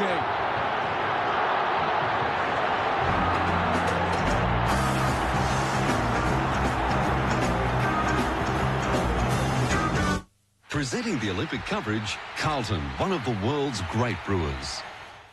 They strive with all their hearts to cover their country in glory. They are the pride of Australia. From July 25th, Barcelona, birthplace of new legends. In Victoria, there are well over 20,000 people waiting for elective surgery, some for up to a year. That might seem like a long time for you, but for a sick child, it would seem like an eternity. So phone HBA right now on 008 33 55 99. HBA. We won't let you wait for surgery because your health is so important. Tyre Power, the name in Victoria for quality tyres at competitive prices. For expert tyre servicing, front end and brake repairs, wheel balancing and alignment, and on-farm service. With a skilled network across Victoria, your man in Warrnambool is Neville McNeil. In Ararat, get a friendly greeting from Ross McCracken. When in Maryborough, ask for Tim Redpath. And in Ballarat, Clem and Brendan Foster and their team. Where the man who owns the store runs the store. Tyre Power, that's powerful stuff. Are you tired of spending all your hard-earned cash on expensive holidays? Why not visit the team at Ron Prato Caravans and invest in a travelling home that would bring an end to the expense and fuss, making you the master of your itinerary? Ron Prato has caravans galore. New Jayco, new Windsor, and a huge range of second-hand camper trailers, pop tops and caravans. So don't waste your time and money planning an expensive holiday. Visit Ron Prato Caravans, Melbourne Road, Geelong, and invest in a holiday for life. Being offered for auction are the 6 remaining allotments on the Rangeview Estates, Ballarat at 11 a.m. on June 13th. With outstanding views, SEC, town water and full fencing, it's country living close to the city at its best. Contact Crawford Downing Real Estate, Ballarat for further details. Think about the outside of your home. The punishment it takes. Battered by the weather, it has to look good on the outside and protect you on the inside. It has to add value to your home. There is an alternative. Cladding your home with Ballarat Home Improvements means your home is protected, insulated, it looks fabulous, and you need never paint again. You can see the difference in the strength of the cladding from Ballarat Home Improvements, and it's not as expensive as you may think. Call for a quote now. Ballarat Home Improvements, 361133. In Victoria, there are well over 20,000 people waiting for elective surgery, some for up to a year. So how do you avoid joining the queues? The best way is with HBA. Call HBA now. We won't let you wait for surgery because your health is so important. The British are coming to Australia for the same reason they came 200 years ago. Punishment. Rugby League's battle for the Ashes, Friday on Prime. Welcome back to the MCG. Collingwood with 3-4 in that turn to St Kilda 3-3, trail by 29 to 42 by 13 points at half-time. It's 5-12 St Kilda, Collingwood 4-5. Well, we saw some dramatic scenes at half-time, and this took place whilst we were away. Ken Sheldon called the St Kilda players in together, addressed them, unified them. You saw the huge fight that took place moments before this. Collingwood were walking off the ground, and look at the Saints as a unified team. Sheldon's been very animated today. You saw him remonstrating with Devonport when he whipped him off the ground at one stage, and he's really fired the Saints up. Well, remarkable scenes here at the MCG at half-time. It has been a remarkable first half before a huge crowd in Robertson and Bernie Quinlan. I don't think the only doubt now will be whether St Kilda's character can stand up, Bernie. They're well and truly in control of the game statistically. Maybe not on the scoreboard, but that just might fire them up, that little bit of activity then before half-time. Well, I don't think we can question their character, Robbo, because they've been a very good side. They're only warriors in front of goal where they've kicked 5 goals, 12. They've had so many opportunities to sink Collingwood in that first half. We're 40 possessions in front, as we can see, 39 in fact, but they've dominated in kicks and hand passes. Centre breaks, look at that, 7 to St Kilda, 1 to Collingwood, and that's where it's all happening. They're getting their first use of the ball, getting it down to that forward line, but they just cannot kick the ball accurately. The only reason I mention about character, they must win a very important game. Now, this is an important game. They're in control of it. They were beaten by Carlton. They were beaten by Geelong. They lost a big final last year. And I think that this is their big chance to prove to everyone that they've come of age from that point of view. Definitely, Rob. I think there's a lot of character in that side, and I like the way that Ken Sheldon goes about his coaching, the way he got the side together and had a word to them before they left the field. Well, I mean, I reckon it's time for a laugh. This is serious business today before 80,000 people at the MCG. Why not take a look at the players of the month? Let's have a look at what Gary Kickett can do with this.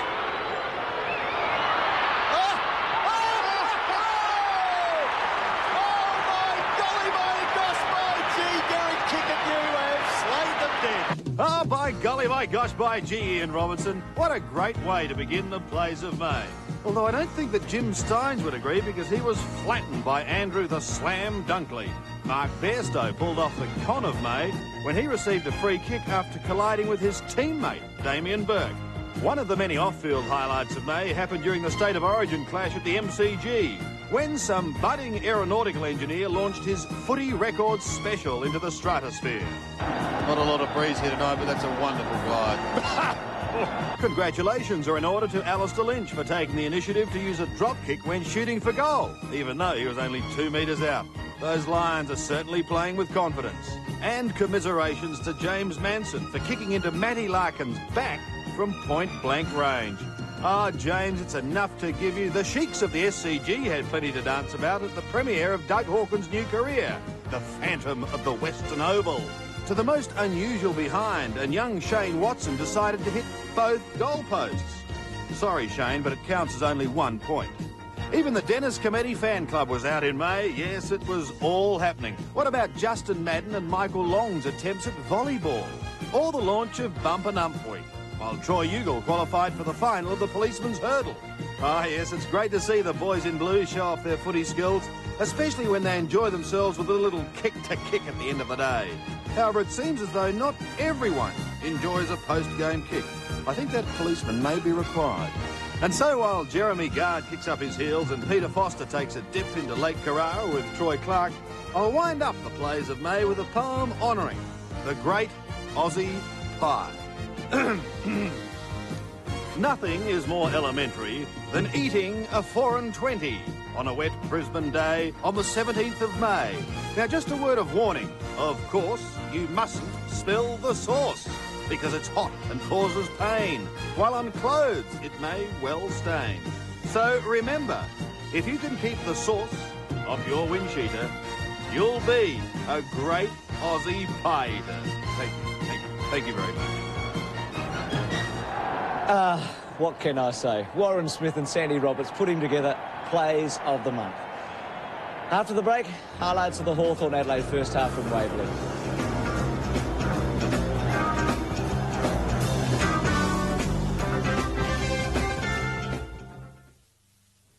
At the break of day, when the world's asleep, someone's looking after you. They bake the freshest goods for you, full of goodness and great taste, so you can take home the best. Take home the very best from Gillies, the name that you can trust.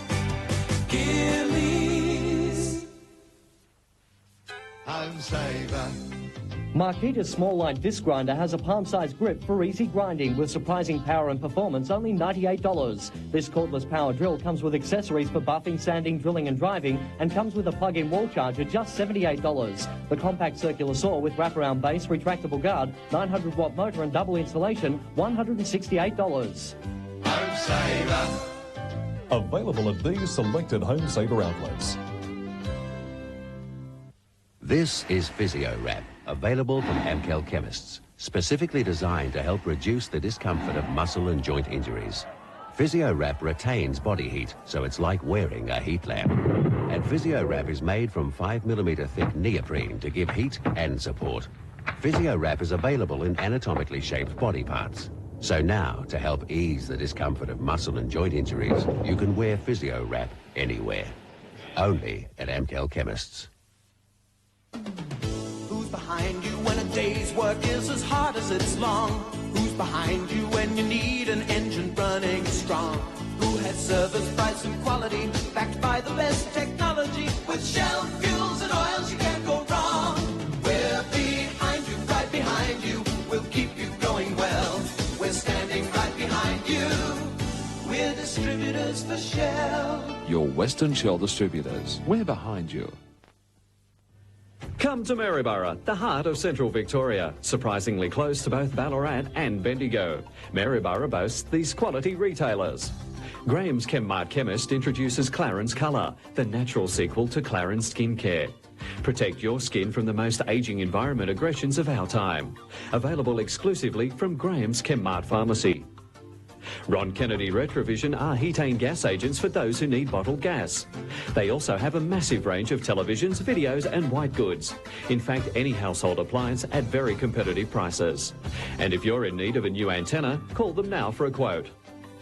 Maryborough Floor Coverings take pleasure in introducing you to a new range of uniquely coloured high-load nylon carpet, Homfray Marble-esque. Call in and inspect this exciting range of quality carpet at Maryborough Floor Coverings, 17 Agra Street. These are some of the reasons to visit Maryborough, and there's plenty more. So come on, we'd love to see you soon. Welcome back to the MCG. St Kilda by 13 points at half-time. The other match being played today, Hawthorn against Adelaide at Waverley Park. Let's have a look at the highlights from the second quarter. In this season, they're up to half forward. Hurried kick by Whitman. One out. Oh, Dunstall stays at the back. Should be an open goal. Smart let the ball get behind him, and Dunstall just got it. It's just outside the 50. Schwert did well to trap it. Paddles the ball in. Oh, good play. McGuinness thumps it to the goal square. Oh, it's a and goal. thumps a score. A goal.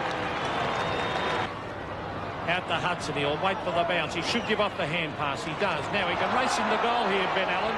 He straightens up. He kicks. And Ben Allen has split the centre for a goal. Scott Lee has lost it. Now Gary Ayres has got a couple to battle with. Andrew Jarman's there. Well There's done. still Well a done. chance for Scott Lee. He straightens up and slams it through for a goal to the Adelaide Crows. The Crows right in this. They trail by 11 points. Kicked by Schwert. Andrew Jarman takes the mark. Quick vision. Lip tack. Back to Jarman. Great play, the old 1-2. Jarman to Ingerson. Well, that's nearly the best football of the day. Central District's best and fairest last year. Kicking for goal from 35 metres. It's a wobbly old kick, but he scored it. Kicked by Platten to Dunstall. Smart works to the front. Palms it down. Gee, Dunstall kept on going. Maynard under pressure to Hudson. Open snap for goal. And he's kicked it. Pretty good game at Waverley. 8-7 Hawthorn. Adelaide very competitive at 6-9. Just a 10-point margin. You saw Hudson's goal right on the siren there, giving Hawthorn a little bit of a break. Well, up until round 11, there have been some very interesting leaders in the stats in football. Let's have a look at some of the various categories and see who's doing well. In kicks, Mick McGuan, no surprise, in front of Gary Ablett and David Bain. This, I say, up to the end of round 11. In handballs, Lambert from Richmond in front of Mitchell and McDermott. They're the big three there. From handballs to disposals, McDermott leading. He and Mitchell, the two over 300. Atkins and Lambert in third and fourth. In marks, well, Stewie Lowe, why not, at 110, averaging 9 a match. And Dunstall, surprisingly, second on 92. No surprise that Dunstall's leading in the goals. He's on 71 with Tony Lockett now stuck on 54 with his injury. Kernahan and Ablett having excellent seasons. Hit-outs, Scott Wine having a magnificent year, leads Tunbridge. They're the two form ruckmen in the competition. The Brownlow medalist Jim Steins in third place. In tackles, well, he's always at the top in this one, isn't he? Tony Liberatore, the Brownlow medalist from a couple of years ago. Paul Kelly, no surprise to see him. In Shepherds, Miles from Geelong has been dropped in the last couple of weeks, leads by 1 from Paul, so 2 Geelong players there. In free kicks, 4, interestingly, Hawthorn doing very well here.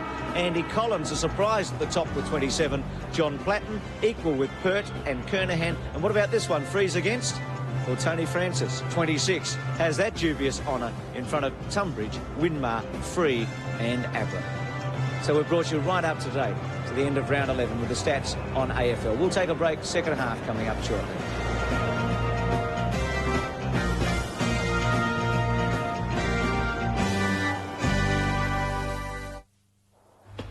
In Victoria, there are well over 20,000 people waiting for elective surgery, some for up to a year.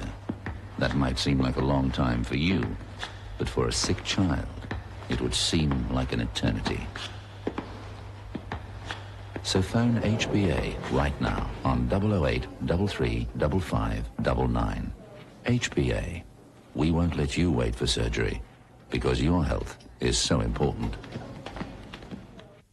Wade's Gas and Paint Horsham have done the impossible again. Now a member of the 3D Paint City buying group, Wade's give you better service at a better buying price with a wider range of stock, including Dulux and Hames paint. Gas heaters for any application, barbecues and all the accessories. Your Heatane gas dealer too. Add to this excellent parts, backup and after-sales service and you have the ultimate in gas and paint. At Wade's Gas and Paint, opposite the sale yards, where service is their motto. Being offered for auction are the 6 remaining allotments on the Rangeview Estates, Ballarat at 11 a.m. on June 13th. With outstanding views, SEC, town water and full fencing, it's country living close to the city at its best. Contact Crawford Downing Real Estate, Ballarat for further details. This man has good reason to be nervous, for he failed to have a regular checkup on his automatic transmission. He thought that his service centre looked after his transmission, but only specialised transmission technicians are qualified to accurately diagnose and treat problems. Don't let just anyone look at your transmission.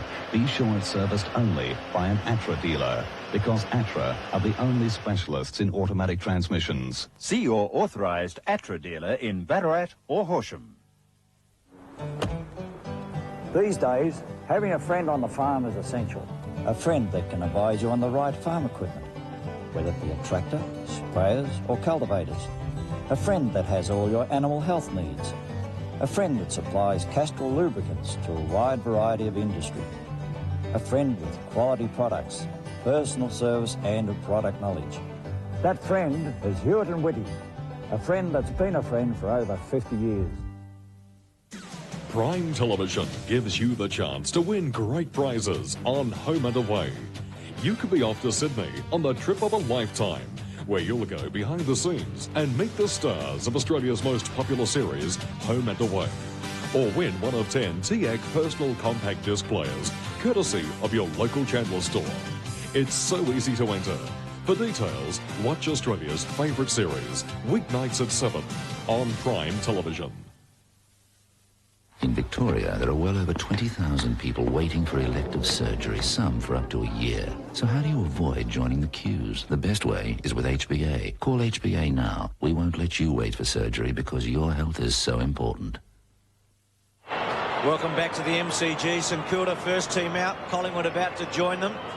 15 minutes ago, they were much closer than this, but the Saints are out there at the moment, and now Collingwood has come out as well. Tim Watson on the boundary line. Gee, Tim, I hark back to a couple of years ago to that quarter-time incident in that grand final where you were at Essendon's their captain. Any memories of that for you? Yes, it was very similar to that here at half-time. In fact, I had a chat to one of the photographers at half-time who said that Tony Shaw, the niggling little fellow that he is, just went up to Stewie Lowe and backed into Stewie Lowe, and then it all started. And so the boys had a bit of a scrap before half-time. But just speaking about Stewie Lowe, I ducked down into the St Kilda rooms at half-time and traced around his hand, Bruce. And if you're wondering why he's able to average 11 marks a game, just have a look at the size of that. Gee, you're lucky to get down there with the atmosphere, but Tim, you're telling us the truth, aren't you? I've got to believe you there. Tim, which way do you think the game might go? Which way do you think it might go? Well, I just think that St Kilda are dominating the game everywhere except really on the scoreboard at this stage, and I'd expect with their midfielders performing the way they are that they'll still be in front at the end of this game. Thanks for that, Tim Watson. What do you think of Nicky Winmar's game to date, Bernie Quinlan? Well, he's been sensational, Nicky Winmar. Lee Matthews walking off the ground. Look at that second quarter. As we said, Bruce, he'd only had 4 possessions up until quarter time, but a fantastic second quarter. He's had 16 disposals up to half-time, but second quarter 11 and 1. Magnificent display, playing on the back line. Tony Francis has been pretty busy. A lot of his kicks haven't been all that effective, but 15 possessions in the first half is good. And this man, Nathan Burke, I think almost best on the ground. Look at that, a very even performance, 13 and 3, and picking up a very dangerous Collingwood player in Scott Russell, who's only had 7 disposals. Graham Wright, of course, always plays well for Collingwood, and his first half has been quite good in this game. And Tim Pekin, well, I've never seen him play a bad game. He just works and works his butt off all day, Tim Pekin. 5 kicks, 9 hand passes, and doing a lot of the hard work on that half-back line. And Mickey McGuan, the state player from the other night against Western Australia, has been very good for Collingwood as well. And Bruce, just talking about the statistics, Don Scott has a philosophy that if you do dominate statistically and you've got a lot of good players and the opposition haven't got all that many good players and you don't lead by a big margin on the scoreboard, you can quite easily let the game slip away. The other team can lift and you can always fall away a little bit. So St Kilda have got some problems. Well, Robbo, perfect example of that last week when St Kilda dominated in every area up to half-time. They didn't kick accurately, as they have not done today. They've been very inaccurate in front of goal, and Geelong was able to get back and win by 3 points. But really, they've dominated the first half, have not made the most of their opportunities. 5-12, terrible kicking. It's bad football because in front of goal they've had easy chances and missed on so many occasions. And the first 10 minutes of this quarter is going to be so critical. 4-5-5-12, 29-42. Monkhorst to go against Bingham. Hostilities renewed here. McGuan gets a second attempt. The centre half forward.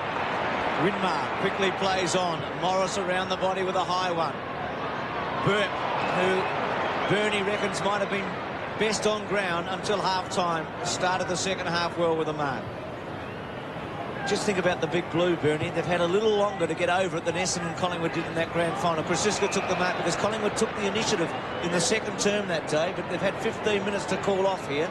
Fortunately, I think they did have that spell to let the players cool down a bit because it was pretty nasty there just before half-time.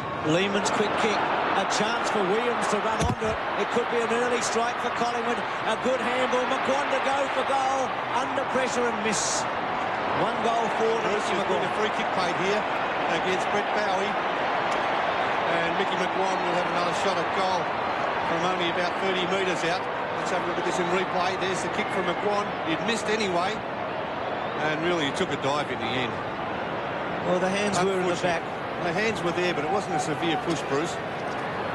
He's going to get another chance. I just had him down for 1-4. He's kicked 1-3, McGuan. He's a very good kick for goal.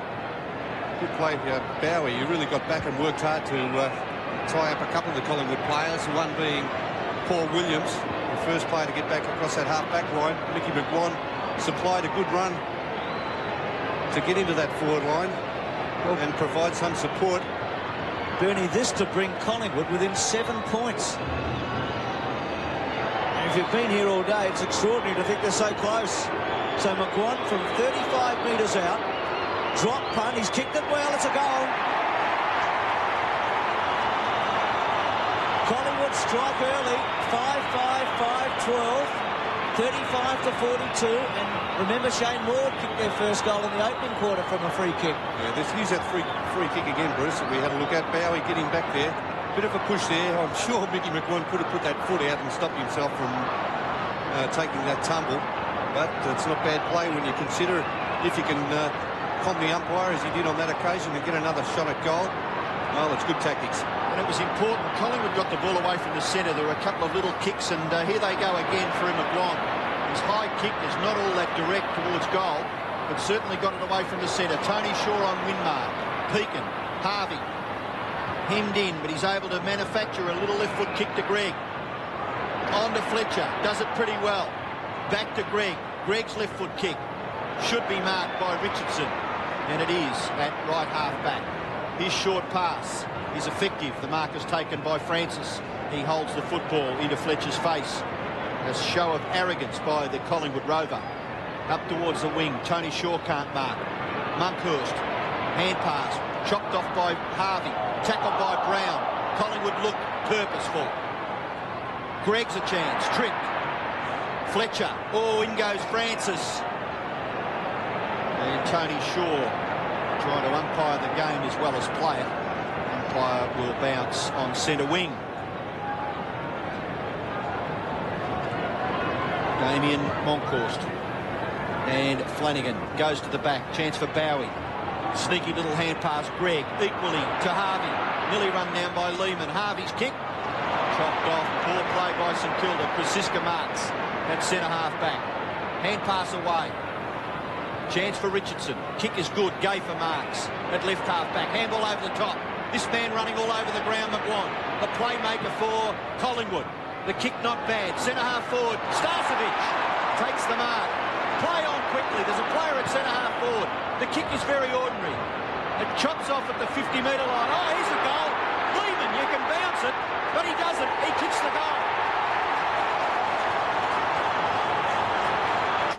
It's supposed to be the happiest day of your life. Will the grand wedding still go ahead? What can go wrong has gone wrong.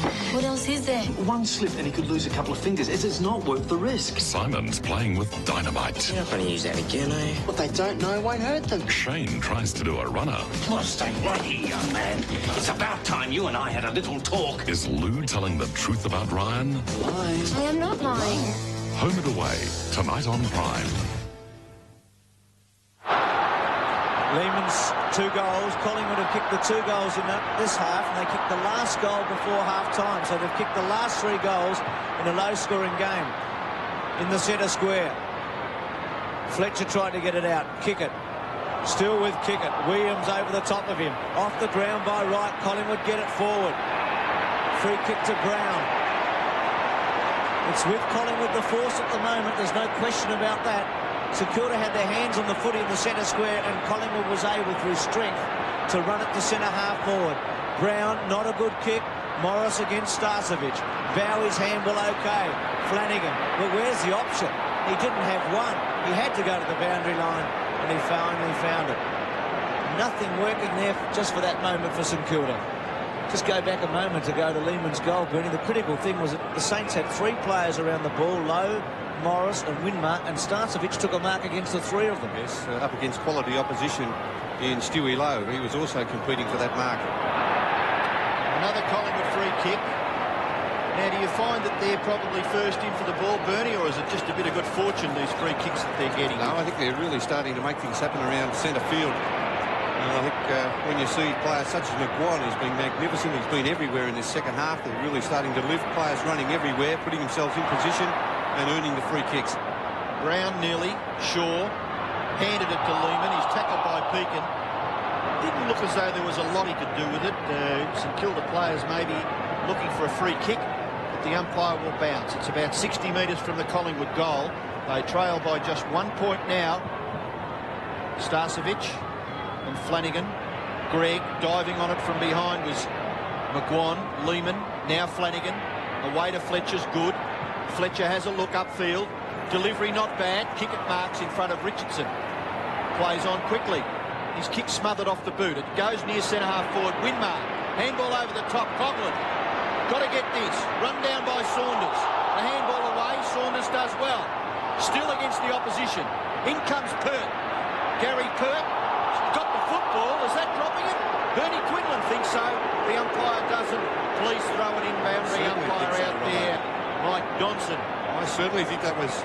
I think he was in possession of this ball and made no attempt. He was throwing it up in front of himself. One-handed hand pass. Kelly has it. Goes for the boundary line. Tony Shaw. Away to Francis. Collingwood out of trouble. Centre wing, Morrison, Starcevic. Played all the games this season, Starcevic. Only 4 goals. Look at the free kicks, 18-9. Collingwood's advantage. Double. Quick kick by Gregg. Coughlin there with Saunders. McAdam, still Coughlin, has to run straight at it with Kelly. McAdam, well played. Caught by Kelly, still McAdam. Gets around Shaw, does it brilliantly. Left foot to Lowe. Outnumbered, Pert runs into Lowe, free kick Lowe. Must be. Has to come back. Collingwood defence has played pretty well against Stewie Lowe. He's only taken 3 marks in that first half, well below his normal average. They've been double teaming Craig Kelly, and Gary Pert has been coming over the top, punching the ball away.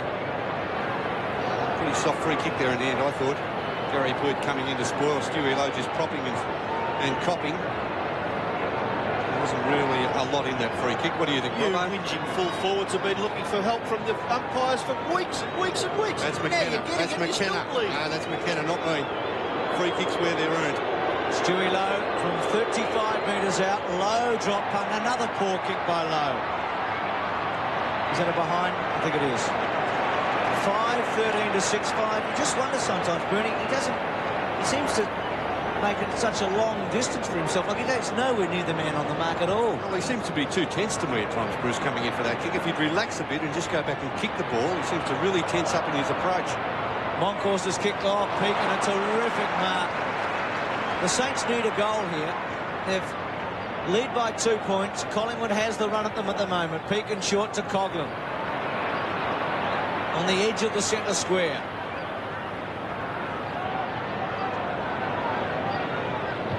High kick. Just hoping for Lowe. Kelly with a good hitman shoulder. Williams and Burke. Now Francis's quick kick away. Kick it leads Williams in the race to it. And an interesting tussle there. Williams over the top, may have interfered. Oh, the tackle too severe surely on Bowie.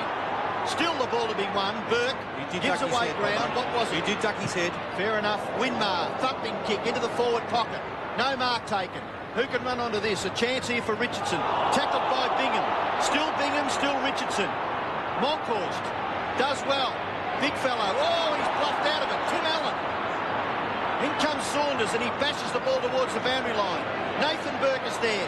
His kick across his body to the front of the goals. Punched away by Pert. Back towards centre-half back. Pekin is there. Tap on intelligent Flanagan.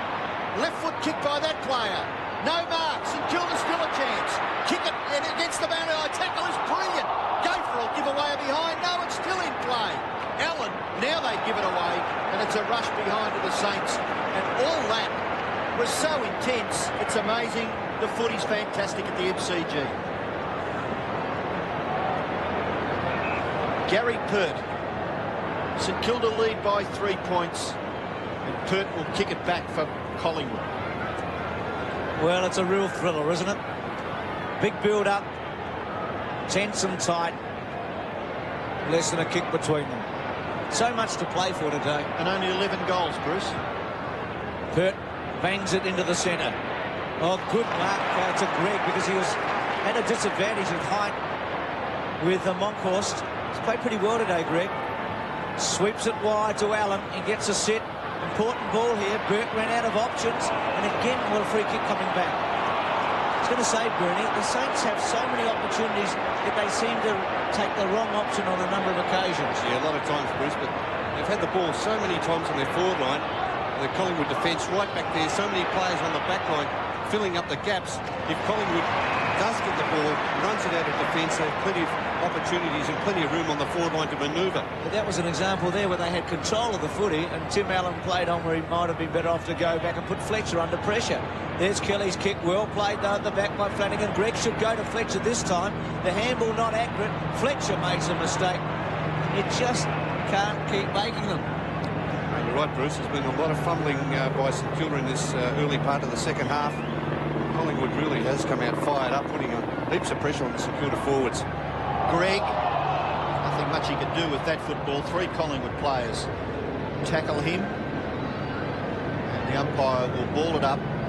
It's between half forward and the forward pocket, about 40 metres from the St Kilda goal. Good tap by Flanagan. Pert feeds the ball out to Richardson. Richardson gets the ball out of the danger area temporarily. Burke is caught, certainly caught. Collingwood harassing well. Little kick by Russell, wasn't all that effective. Trying to crash his way through there was Russell. And well brought down Dean Gregg. The ordinary stats here by Scott Russell. 5 kicks and 2 handballs. He's been one of Collingwood's prime movers. Playing against Nathan Burke, who has been dominant. He's had plenty of possessions, Nathan Burke. 16 and 4, 16 kicks, 4 hand passes. Oh, well done, Monkhorst. Centre half forward, Brown. Which way will this bounce? Critical. Brown into an open goal. He can't hook the kick anywhere near as enough as he would have wished. And it's out of bounds on the full. That's what I was saying, Robbo. There's been so much play down on the St Kilda forward line. If by some chance Collingwood does run the ball out of defence and gets it quickly down on the forward line, there's plenty of spaces in that forward line for the forwards to lead and make room for themselves. Well, Bernie, they've kicked a couple of goals through rebounds a day already, and almost a third one there. And you've only kicked 6. They're important stats. McGuan, what a game he's played, and what a season he's had. His injury last year, as we look at the centre breaks in favour of Collingwood in this term, his injury last year was critical. Francis, McGuan, Fletcher holds it up. Fletcher did well there, Bruce. Good effort, wasn't it? Number 2. He was out of the contest, wasn't he? Lehman did well to get the ball into Francis's path, but Fletcher, outnumbered, did very well. Collingwood attacking. They trail by 3 points at 41-44. Flanagan wins the tap. Morris allows it to roll over. Well, it was a low-scoring game here in 1966 when the Saints won by a point, and it's low-scoring here today. But it's engrossing stuff. Big crowd, and they're being entertained. Francis trying very, very hard to get the ball clear of the pack. The umpire will be forced to bounce once again. 5-14 to 6-5, and we're about halfway through the third term. Flanagan, Starcevic, Fletcher. Is that too high? Yes.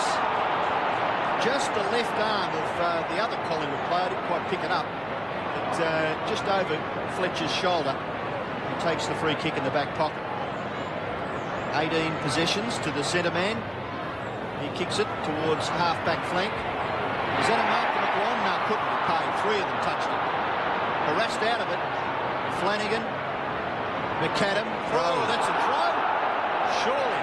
Well, all that, Robbo, coming from a pretty ordinary hand pass from the big bloke Darren Flanagan, putting it well out in front of his teammates. Gaither kicks the ball back towards centre half forward for Collingwood. Oh, what a minute! Oh, that is top stuff, Gavin Brown. He's kicked it. And nearly, it's got to be a free kick anyway, doesn't it? Would you agree with that, Bernie? Well, I didn't initially, Robbo. I'd like to have a look at it again if we could. I thought Tim Pregan got back very well. He's paid it for a push out. Let's have a look at it. Tim Pregan, a magnificent attempt getting back there. And he did get a second touch to the ball. Maybe, I thought he turned around and had a look at the ball, the direction the ball was coming from. when you interfere with the player and knock him out of the contest, maybe that's what the umpire looks at. Yeah, fair enough. And Graham Wright certainly was going to take the mark if he'd have been able to keep his footing. Tim Peake had knocked him down to the ground. Well, Wright has the football about 40 metres from goal, and Graham Wright is a very good kick for goal. And Graham Wright is an excellent kick for goal. So Collingwood in front. New Pamper Snap and Bake.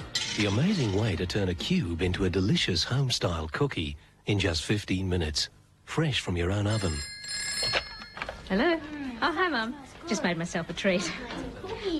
Mum, can we talk about this later? Oh, hi, Mum. You saved you one. New Pamper Snap and Bake. 24 delicious home-style cookies. By 3 points. They scored the first point of this match. It's the last time they've been in front since this moment.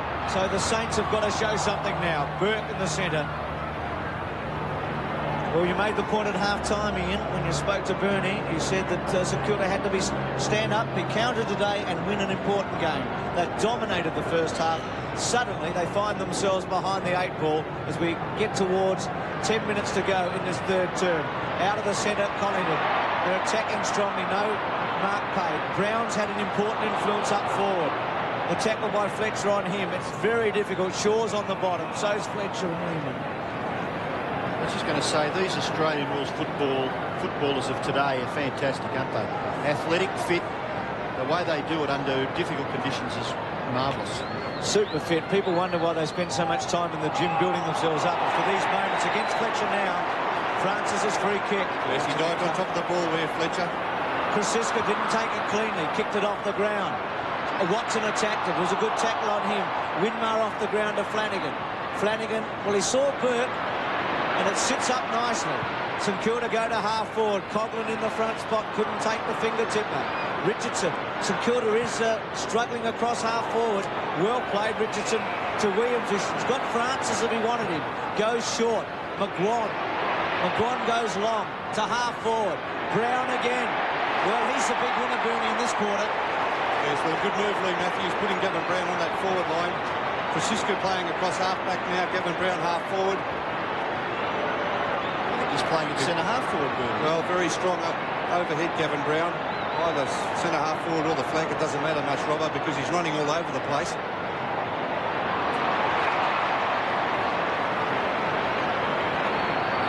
St Kilda under siege at the moment. Moncur's not too sure about what to do with this. He saw Krasiska. Well, he's not a bad kick, actually, Moncur's, normally. It's a fair distance, though. The kicking seems to be a little bit difficult, the ball getting heavier. It's covered with mud, especially the way the centre is.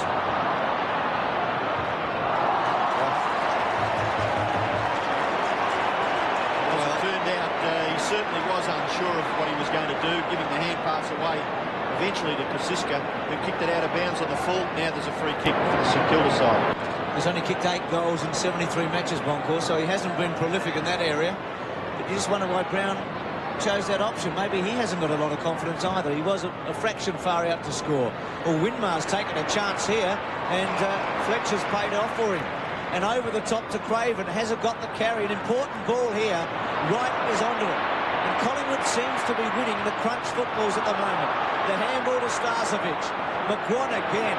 Who's trying to pick him up at the moment, I wonder? He's everywhere, He's in the centre. Yeah, playing on Fletcher. You're right, Robbo. But he's everywhere. 17 kicks, 18th kick coming up, Nicky McGuan. And here's the other star of the quarter. Brown. He's turning Winmar inside out at the moment. You know, early when you thought that St Kilda had very good control, all of a sudden this 10 minutes by Collingwood has been enormous, isn't it? So the critical thing here is if Collingwood can put it on the scoreboard, remembering they're only 3 points in front. Goes short again, Brown, and he's gone the same way to Moncrief. And bad defensive play there by Darren Flanagan. He gave Moncrief 10 metres. He just stayed off him, expecting a long kick there from Gavin Brown. The defenders just must stick close to their player. Flanagan back in defence as a ruckman, of course. Moncrief creating another option on the forward line. Well, he's committed to having a shot this time. St Kilda have only kicked 2 points in about 20 minutes of football in this quarter. They've been rough behind Sue, Robbo. Collingwood has kicked the last 4 goals in this match. Moncrief lines them up. Drop punt is a goal.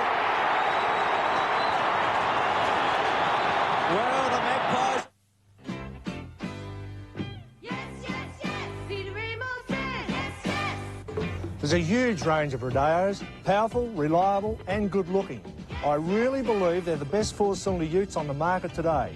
I know we have to be competitive to sell these rodeos, as good as they are. If you're in the market for a four-cylinder utility or crew cab, I won't be beaten on any deal. Try me.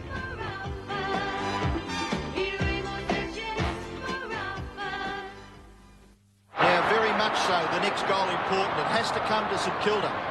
They've got the ball at centre-half forward. Greg, Coughlin, they're streaming forward. Can they take a mark here? Lowe, bumped off the football. Krasiska, a little kick off the ground. Lowe's kick off the ground. It's a goal! Miraculous stuff, Stuart Lowe. Well, they badly needed it. Not much emotion coming from the coach's box, but the Magpies are 3 points in front of St Kilda. Well, finally getting a break from the centre square there from that bounce down after Moncrief to kick that goal. Stewie Lowe playing virtually as a full forward today, not doing much work around centre-half forward. Doesn't he work hard, big Stewie Lowe? Went for the mark, then did the groundwork. Great soccer goal off the ground. Oh, fantastic football at the MCG.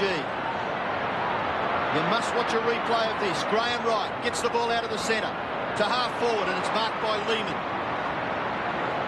Came on off the interchange in the second quarters, kicked 2 goals. Being held on to Brown. As I said, he's just giving Winmar the stick at the moment. And Winmar was brilliant in the second quarter. Too far out to score. He's passed twice to Moncrief. Now he's going to go a third time to Moncrief. This time not quite so critical. Krasiska, he can bang the ball. He'll go for it. Drop punt. Getting back under it. Oh, should have taken it, Bingham. The handball by Watson. McGuire, quick kick. It sits up. And Morris over the line from behind. They're all important today at 8-6 to 6-14. Mickey McGuire, what a game you're playing. He's had 19 kicks and 2 handballs, McGuire. And maybe he's taken the best off the ground off that man, Nathan Burke, in this quarter. If you're giving your votes now, Bernie, I reckon M. McGuire will be nearly at the top. Morris's kick. Pekin and Williams. Now Harvey has been quiet in this term. He's had some mates. Again, the handball misses a body. Francis swoops to Gaither. Oh, yes, squares it to Lehman. Look at this, he'll have a panic. Should go on. Run on! Go right, and McGuire knows he's going to go for goal now. High drop punt. Watson from the side. And that's a bad mistake by Lehman. Lehman, he could have passed it over the top to Wright. He was screaming it's out obvious, for it. wasn't He it? couldn't believe he didn't give it to him. But his vision wasn't all that brilliant there, and St Kilda out of trouble. Coughlin marks at half back. Lost the mouth guard.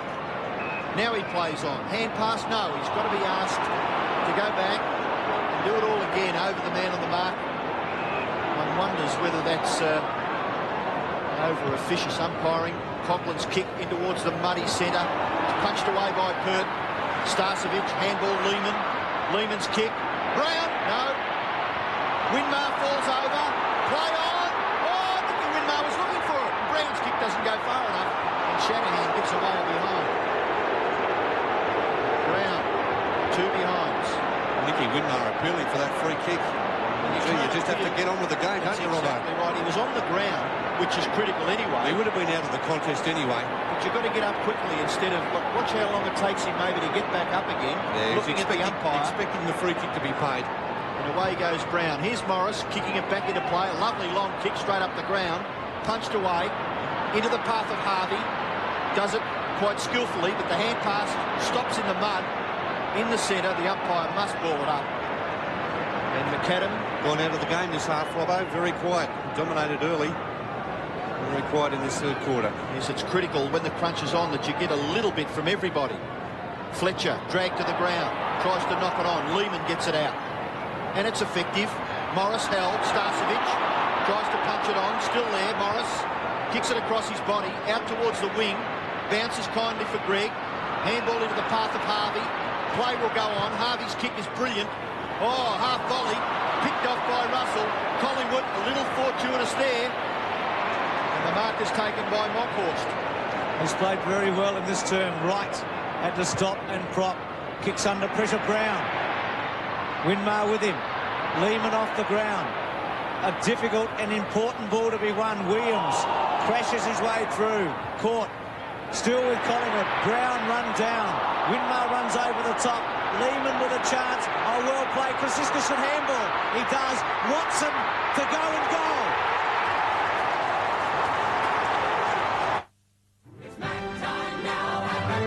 And everybody's rushing to get their hands on the new Batman neck pins. Collect a different one each week. 95 cents each with any muffin or burger purchase. Better hurry. We interrupt this program for a special announcement. There's a stock-taking sale now on at SportsBiz. That's all. Nothing more, but everything is less. At SportsBiz, 106 Bridge Mall, Ballarat. We've got the run of it here, Craven, dragged by Russell, but gets the handball to Coghlan. Coughlin's kicked to half forward, Lowe! Playing a lone hand on the forward line is Stuart Lowe. That's his fourth mark, Robbo. He's been averaging 11 marks a game. They have been double-teaming him. Craig Kelly and Gary Pert need to get the ball down very quickly on that forward line to give him a chance, because the Collingwood defenders have really been concentrating on stopping Stewie Lowe taking those marks. Well, it's a chance for his third goal, and when the team has only kicked 6, it's nearly a 50% contribution from the big centre-half forward. His kick is pretty good. It's a goal. So Stuart Lowe kicks his third goal, and still there is less than a goal in the game. Collingwood 61, St Kilda 56. Yes, the big bloke never stops trying out in front of Craig Kelly. He's now kicked 25 goals for the season, Stewie Lowe. And he kicked 6 goals, 6 last week down at Geelong. His accuracy, well, it's questioned at times, because he's kicked a fair few behinds for the season as well. He's kicked, in fact, more behinds than goals, but never stops trying on the forward line. 61 to 56. Bingham and Monkhorst again. McAdams handball to Bingham. The Saints go to centre-half forward. Lowe again, that's mark number 5. Oh, that could be 50. Well, as you said, they've given that one away this year. Goes short to Greg. Well, inaccurate. And a turnover again. Krasinski, well, he gave it away to Fletcher. Monkhorst, they can raffle at Collingwood. Monkhorst takes it. Good mark. He's been good, hasn't he, in this quarter? Oh, well, he's been good since he came on. I think he's had an effect as soon as he came on. 9 marks to Monkhorst. To Richardson. Without many options, you'll find Craven. He's got Harvey short. Now, will he go over the top to Lowe? He's got Coghlan very short. Cool to play on. He's got to take Kelly on. Goes around Craven. Goes from 50. Kicks it to the square. Kick it with a fly. Allen in the front. It's been a bit disappointing today, Allen. Now Saunders away with a second bounce. And a third. Drop punt towards centre wing. Williams and Burke. Burke's had the better of that duel. There's been a Russell. Yes, Greg's been St Kilda's best player, and he's got a Bowie. Great kick. Terrific kick. Greg has been excellent in this quarter. He's been the one St Kilda player who's kept going. Well, how important is this, Bernie? Yes, well, kick it on the lead also there. I think that was intended for kick it. Yes, St Kilda really do need to stem the tide, as it were. Great quarter of football by Collingwood. It's not the most accurate kick in the comp, is he, Coghlan, but it's not all that difficult. I'm just working the odds out, Robert. This is a dead set even money bet. It's 35 to 40 metres out. Enormous pressure on. Drop punt. Kicks it straight through. The Saints are in front. Frankie gets his first. St Kilda have come back in the dying seconds of the third quarter. Well, they've shown a bit of character here, St Kilda, because they've been under enormous pressure from Collingwood right from the start of the second half. Tapped out there. Quick hand pass, clever hand pass from Dean Greg and Brett Bowie. Looking, I think, for a kick it initially. Frankie Coghlan just chipping in. And who's kicked his 8th goal for the season, 60th in his career. Real struggle for possession from the ruck contest. Francis in there for Collingwood. Dives back in again. But not much happening there. And I feel that the siren will sound before we get much further away from the centre circle. And it just does. So it's three-quarter time at the MCG. And with 30 minutes of football left, there's only 1 point in it. St Kilda 8-14, lead Collingwood 9-7.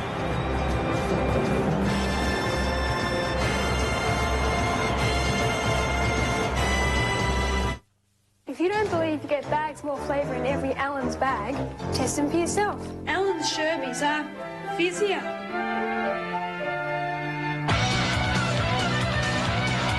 Allen's Snakes Alive are snakier. Monty! Sorry, Monty. Allen's Freckles are frecklier.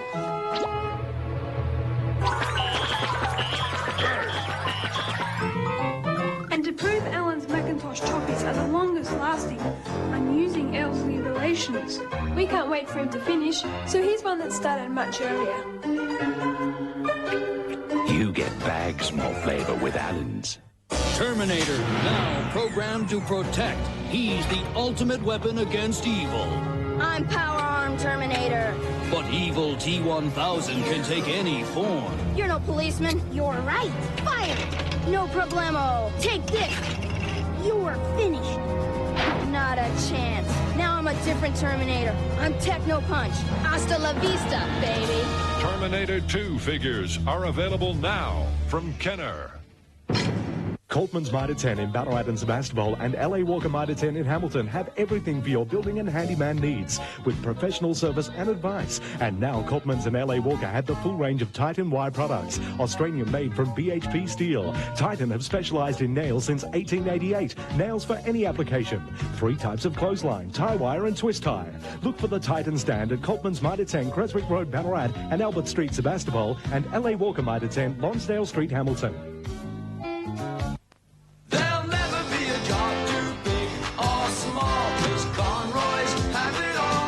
No matter what your painting job, Conroy's Paint Corner, your 3D Paint City, is the place to go. Paul Fruity and his staff offer you discount prices, dependable service and decorative ideas. Quality paint, accessories and wallpaper too. The best start you can make on any painting job is to go to Conroy's 3D Paint City. Check out our new War Premier $39.95 room pack promotion, out now. We interrupt this program for a special announcement. There's a stock-taking sale now on at SportsBiz. That's all. Nothing more, but everything is less. At SportsBiz, 106 Bridge Mall, Ballarat. And everybody's rushing to get their hands on the new Batman neck pins. Collect a different one each week, 95 cents each with any muffin or burger purchase. Better hurry. If you don't believe you get bags more flavour in every Allen's bag, test them for yourself. Allen's Snakes Alive are snakier. Monty! Oops. You get bags more flavor with Allen's. Well, goals have been hard, but they were a little easier in that term in comparison with the first half. Collingwood kicking 5 to St Kilda 3. What about that? 62 to 61 at three-quarter time. Coming up on 7 Sport Rugby League, the first test Australia versus Great Britain this Friday, June 12. Just check your local guides for telecast details, and then looking ahead in the Rugby League Test Series, the second test from Princes Park in Melbourne, Friday, June 26. Again, just check your local guides when that comes around for Big Rugby League. Now, this is a thrilling match today. You'd like to see this one on video and keep for the rest of your life? Well, if you ring 008 035 665 toll free to Australian Football Video, name a game. Well, you can have this one for just under $35. The toll-free number is manned now. Take your order or send you a catalogue. We've got some of the great matches, all the grand finals from 1966 on. Office hours during the week. At Waverley Park today, Hawthorn up against Adelaide. There wasn't a lot in it at half-time. And at three-quarter time, it's still very close. I think this is a real surprise because Hawthorn overwhelming favourites. They still lead 11 goals 9 to Adelaide, 9 goals 12, 75 to 66. Well, Tim Watson on the boundary. Tim, you mentioned before the game that the ground was pretty tough and it was going to be hard, and it's going to be very difficult now for some of these players to lift their legs in the final term. Yes, there'll be a lot of tired players by the end of this game. During that quarter, I was very surprised to see Mickey McGuan go untagged. St Kilda have Steve Newport, a well-renowned tagger, sitting on the bench, and Mickey McGuan really was getting too many balls on his own. Dean Gregg couldn't keep pace with him, and in fact, they changed Dean Gregg and put him down to a flank that quarter. Gavin Brown towards the end then came out on Danny Frawley. Danny Frawley came out there on the end on Gavin Brown, and Nicky Winmar's gone on to Starcevic. But I wouldn't be surprised if Winmar went onto the ball sometime in this last quarter. Some good points here. An interesting one too with Steve Newport. Thanks for that, Tim Watson. Well, Kenny Sheldon and Lee Matthews, the two coaches, as we take a look, Bernie, at the match stats, and they have evened up a little, as you'd expect. Yes, they got a little bit closer there in that third quarter, Collingwood. It was about 40 the difference at half-time. Now 26 the difference in possessions. Mark's fairly even. Head-outs 17 to 19. Flanagan off the ground at the moment. Centre break still in favour of St Kilda, although it did even up in that third quarter. Moncourse doing very well in the ruck. Well, which way will it go? A point the difference. St Kilda lead. McEwen's at full forward. Bernie's going to have a look to see if there's any changes. Look at Moncourse steering his teammates on. There's Bingham. Revving up the crowd too. Winmar still playing across that half-back line. Maybe an attacking position would be maybe around about the time to do it now, Robbo. Well, what a critical quarter of football for the two teams. Moncourse won the tap clearly. Burke got ridden into the ground, will get a free kick against Williams. Swings it wide to Bowie, who ploughs his way through the centre square to centre half forward Allen. Good mark. Started promisingly enough, but was very quiet in the third quarter. There's Lowe, the lead. Allen goes for it. Torpedo punt. Kicks it very well. Lowe is a chance always. Now Moncourse, who's got back extremely well. Played his best game for the season. Saunders gets around, kick it. Goes to Richardson from half back. An unsung hero at Collingwood. Into the centre. Well done. Yeah, for one of the few times today, Williams is able to beat Burke in the man-on-man. Well, we must remember it's the young man's first game back after a knee injury. Gee, he did well then. He got the ball out to Richardson. Richardson's clear on centre wing. This kick is important. Drops in short. Good mark. Excellent mark to Brown. If there's a player going to win the game for Collingwood, it could be Brown. Russell, who's been quiet, kicks it into the forward line.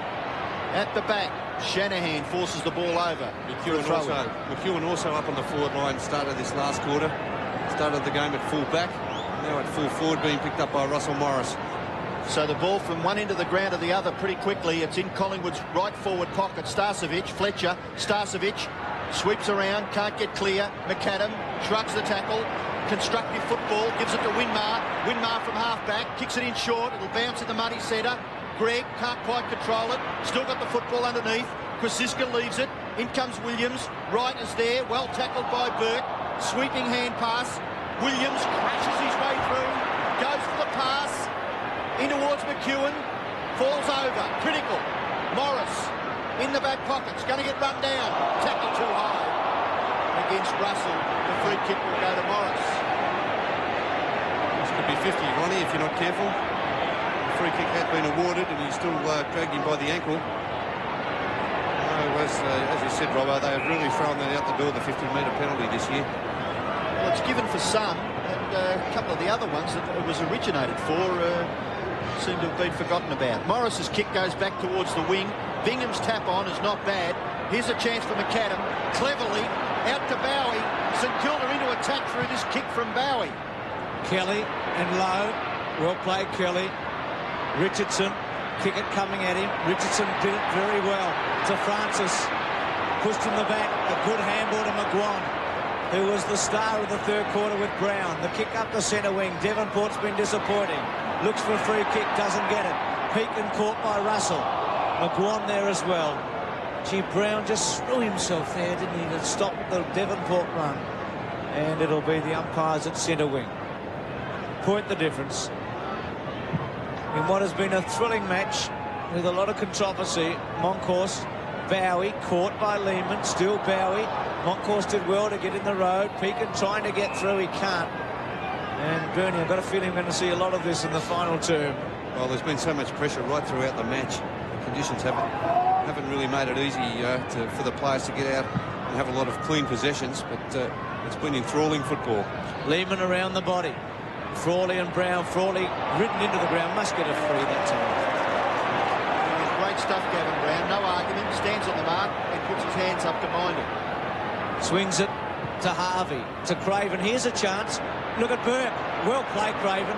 The handball was slow, but he had to get it over. Burke goes short to Gregg. St Kilda got your chance here. To Fletcher. Again to Burke. The kick not accurate. Burke well played. Couldn't quite have the momentum to get it forward. Shaw gets a free kick. A perfect illustration of St Kilda turning it over. Almost a throw there over the top by Burke. That would have been paid a free kick to Collingwood. Shaw's kick in short. McGuan. Lovely hand pass. Francis. Ordinary kick. But Starcevic makes it look a lot better. Takes the mark in front of Winmar. And if that matchup is going to last in the last quarter, Starcevic a lot taller than Nicky Winmar. He's kicked to the 50-metre line. It goes over the top. Frawley helps it over. Boundary throw in 50 metres from Collingwood's goal. They trail by just 1 point. Ruck contest. Winmar's a real chance here. And he picks it off beautifully. Long kick towards the half-forward area. Oh, good effort there by Krasiska to just get in the road of Greg with his right fist and thump it over for a boundary throw-in. It's going to be critical. Just the small things that happen in this last quarter may go in St Kilda's favour, and then again it may go for Collingwood's favour. Craven. Now Greg. Unselfishly, Bowie. Up to 50 metres. Bowie goes for the goal square. Allen and Pert goes to the back, but it's out of bounds in the left forward pocket for St Kilda. All of a sudden the Magpie defence under siege. St Kilda 62, lead Collingwood 61. Lowe and Kelly and Monkhorst there. Monkhorst over the top. Craven snared it well. Still Craven. And out. Was that off Richardson's boot? Well, Allen says it was. It was pretty tight. Close. May have been a shin in it. Above the shin. Silvani got a goal like this yesterday, didn't he? What's that? Oh, no, I think it tried to touch his hand first. In the pocket, Low. Allen over the top. Kelly under pressure. Oh, Krasiska gives away behind. So you wouldn't want to give away too many of those today either, Bruce. The game is so tight. Well, it was a calculated risk he took, and St Kilda lead by 2 points at 8:15 to 9-7. Pert has spotted a player wide. It's Kelly, takes the mark. Handball over the top. Lehman, who loves to run with the footy, gets past McAdam, runs into the centre and kicks it towards centre half forward. Brown and Frawley. Frawley's got his arm on his shoulder. The advantage is with Collingwood. Russell doesn't know what to do with it. And kicks it out of bounds. Well, Devonport putting a bit of indecision in his mind. Throw in to take place in that forward pocket for Collingwood. Well played by Devonport. He just held off Russell long enough to put some indecision in his mind. He didn't know whether to kick or hand pass. Well, all of a sudden, St Kilda's defence under pressure. In the right forward pocket for Collingwood. Starcevic. Russell kicks a Barry Breen behind and levels the scores. Well, that's about where he kicked it from, wasn't it? That right half forward flag area. St Kilda fans remember it. Collingwood fans, well, if they haven't forgotten about it by now, they'd want to. Russell Morris to kick it back into play. Point the difference. St Kilda lead. Morris kicks into the far side. Oh, free kick to Frawley against Lehman. The St Kilda captain has got the job on Brown in the last quarter. Centre wing. Bingham, Monkhorst, Krasiska. Harvey's handball not accurate. France is under pressure. Lowe puts it on him. Now Tony Shaw with a high one. Bingham and Monkhorst. Monkhorst at the back. Well played. Krasiska. Lehman. Left foot a little one. Winmar took the chance. Still Winmar. Under pressure from Starcevic. Burke. They've got the numbers, St Kilda. Burke, though, under pressure, gave it away too easily. Krasiska's high ball. Starcevic kept his eye on it. So did Shanahan. Williams taps it on. Starcevic. To right, here's a chance for Collingwood. Right off one leg, goes for the goal square. McEwen, it's rolling, and scores a level. Tied away at 9-9 to 8-15, 63 apiece. You asked me earlier, Robbo, if Collingwood have been in front. I reckon that's the first time scores have been level since they were 1 point apiece after about 2 minutes. Well, Russell Morris kicks it in straight up the ground. Oh, good effort, Pekin. He robs Tony Shaw. Handball away is brilliant. Harvey running through the centre. Touches it on the ground. Handball, productive. Greg from 50 metres. Short pass, okay, kick it marks. And that was the first passage of very productive football from St Kilda for quite a while. They've done things pretty tough since half-time. Collingwood putting on enormous pressure after that half-time break. kicking under a bit of pressure there from Craig Kelly, but what a mark there. Timmy Pekin stealing that one away from Tony Shaw. Great desperation, Tim Pekin. He's played a tremendous game again. And the handball was good too to give Harvey the chance, wasn't it? Yes. Kick it is only 25 metres out. Oh, he's kicked it ordinarily. Gee whiz, that's the sort of goal that must be kicked in a tight game. And as Shane Ward prepares to come back onto the ground for Collingwood, he's got fresh legs. He's kicked 3 behinds actually, Dale. Kick it. I think Peter Hudson better do a bit of work with his goal kicking. A few last-minute instructions there for Morwood. Kilda lead by a point. Longhorst marks the kick in. Richardson, not a bad kick. Morwood's going to get it. No, he drops it. Harvey, away. Pekin, into Fletcher. Fletcher's kick is okay. Oh, yes, it was. Bowie made it good. Marked in front of McGuan. In the centre square. Torpedo punt gets a bit of distance to Lowe, the target. Coming in from the side, Krasiska kick it to Lowe. Well, he tried something fancy to Greg and it's not going to come off, and Collingwood could rebound.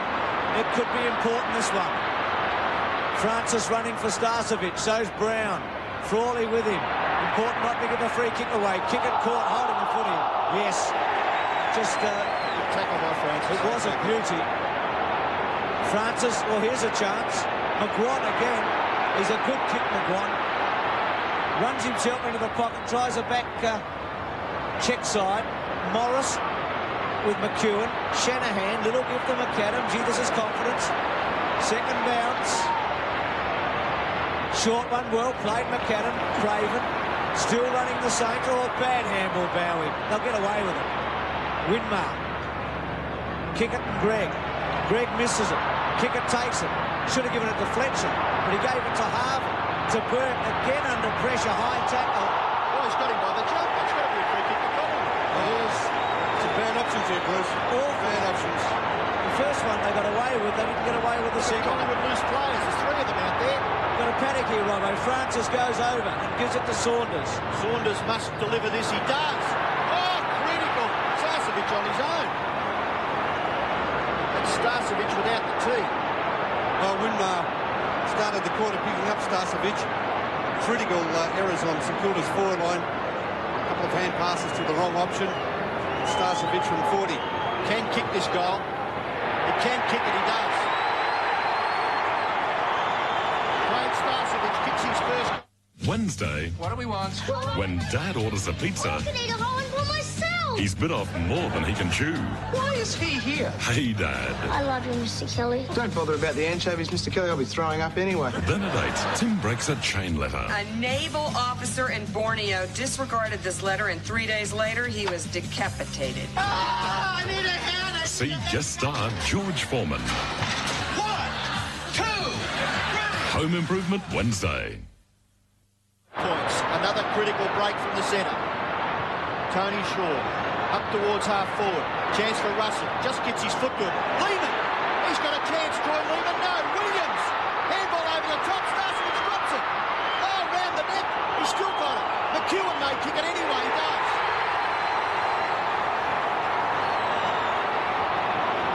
Well, it's been taken back, Robbo. The Starcevic free kick there. Yeah, high tackle. But why wouldn't you let the goal stand? Well, very strange, isn't it? The goal's already been kicked. Well, I can't believe that, Bruce. Well, it seems extraordinary, doesn't it? No one stopped. If the result is on the board and Collingwood got a goal, why do you take it back and give the man a chance? Okay, the free kick's there. He's dragged high. That tackle from Russell Morris. It hasn't really affected either team's passage of play. Unless he's called time on and... well, I don't think he would have had time to do that, Bruce. I wasn't watching it. Well, Starcevic a chance to get his second goal within a minute. He doesn't miss. It's another one to Collingwood. So it's a vital break now for the Magpies. Craig Starcevic kicks his second goal. Collingwood now lead by 11 points. We're nearly up to the halfway mark of this last quarter. 2 goals, 2 in this last quarter to Collingwood. And 2 behinds for St Kilda. Look at that free kick again against Russell Morris. Went to tackle high instead of going for the hips and paying the penalty. He thought maybe that Starcevic was going to handball over the top anyway. So he just tried desperately to hold him up. But Craig Starcevic, 2 very important goals. With a bloody nose at the moment. Full credit to Collingwood here. They've come back magnificently in this game. Bingham, can St Kilda be as brave now? Bowie, Lowe and Kelly. Still Lowe and Kelly. Kelly plays it out in front. Will hope for the boundary line, and he finds it. Now, it's interesting, Craig Kelly's giving away a few centimetres, but I think it's the body strength that's helped him with the battle with Lowe, hasn't it? He's done pretty well, hasn't he? Stewie Lowe, 5 marks. He has been averaging 11 marks a match. And it has been helped out by Gary Pert. Moncourse, Bowie stretch, couldn't take it. Francis grabs hold of him. It'll be a ball up at half forward. St Kilda deep in attack. 80,060 people here today. What an amazing crowd. 80,060. The second biggest of the year, and the other one was the centenary game when they had 83. It's a wonderful response by the public. Lehman, Winmar. It's felt like a grand final in atmosphere. Burke tapped away by Wright. Back to Burke. And it's out of play. And without putting a damper on, I reckon if Lockett and Dacos had played, they might have another 5,000. Could have easily, Bruce, but gee, it's been an enthralling contest. Bingham in front. Chance for Craven. Craven's pass into the pocket. Kelly, well done. Well, you've got to give him the credit. Stuart Lowe has been a champion for St Kilda. Craig Kelly has done a wonderful job for his side in this match. His kick goes back towards half-back. Punched away by Bingham. Dale kick it. Tackled by Lehman. Gets the hand pass away. Newport on the ground. Can he kick a goal from deep in the pocket? Kosiska marks on the goal line. Hold it up, he says. Winmar now playing on the forward line for St Kilda. Short kick. Effective. Francis marks. Away from Bowie. And he goes wide. Shaw marks. Outside the 50-metre line. Handball over the top. Collingwood out of trouble. Burke composed. He's caught with the footy. He flips it on. They're lucky. Russell's hand pass goes nowhere. St Kilda a chance. Coughlin. Kick smothered by Richardson. In goes Francis again. The determined small man. Handball away. Saunders. Saunders short kick. OK, Brown. Great hands. Important smother there by Richardson. Great defensive stuff. Yes, on Coughlin, Bernie, because Coughlin was streaming away. Brown from centre wing. Was a catalyst in the third quarter in Collingwood's revival with McGuan. High drop punt to half forward. Collingwood in the box seat, 11 points in front. It's a big lead in the circumstances. Craven chasing with Harvey. Well, Harvey overruns it. Gets back. Now Craven. McAdam. I want to be careful. Pekin. It's got to be a good kick. It is. To Morris. But well played McEwen to hold it up. Now McAdam's inside. Still McAdam. Bang to half forward. Lowe needs a big grab. Goes early. No free kick given. Saunders across the ground. Here's Greggy. Was it touched off the boot? It was. Quick one on. Winmar on his own. Here's a goal. Well, the Saints are back because Winmar's in the goal square. Shocking mistake by Saunders. They could have really ruffled that, couldn't they? Shocking kick across goal, yeah, Robbo. Unforgivable, but there was Lowe, Winmar and Kickett, 3 players in the goal square. They could have raffled it. Winmar to bring the Saints back within a kick, and he does. Shoot to Stalker! Shoot to Stalker! Duke's in trouble! And I smell a rat slicing through the swamp. It's a pack of cobra rats with spinning saw blades and deadly rotor missiles. But Duke's got the G.I. Joe Barracuda with dive action tablets for real submarine action and torpedoes that fire. G.I. Joe Barracuda and Cobra Rats sold separately. Mind if I cut in? Your clothes shaved! 5 points in Collingwood's favour. Bingham gets the tap down. Graham Wright picks it off. Handball away. Saunders kick to half forward. Tap on by Gafer. Russell's a chance.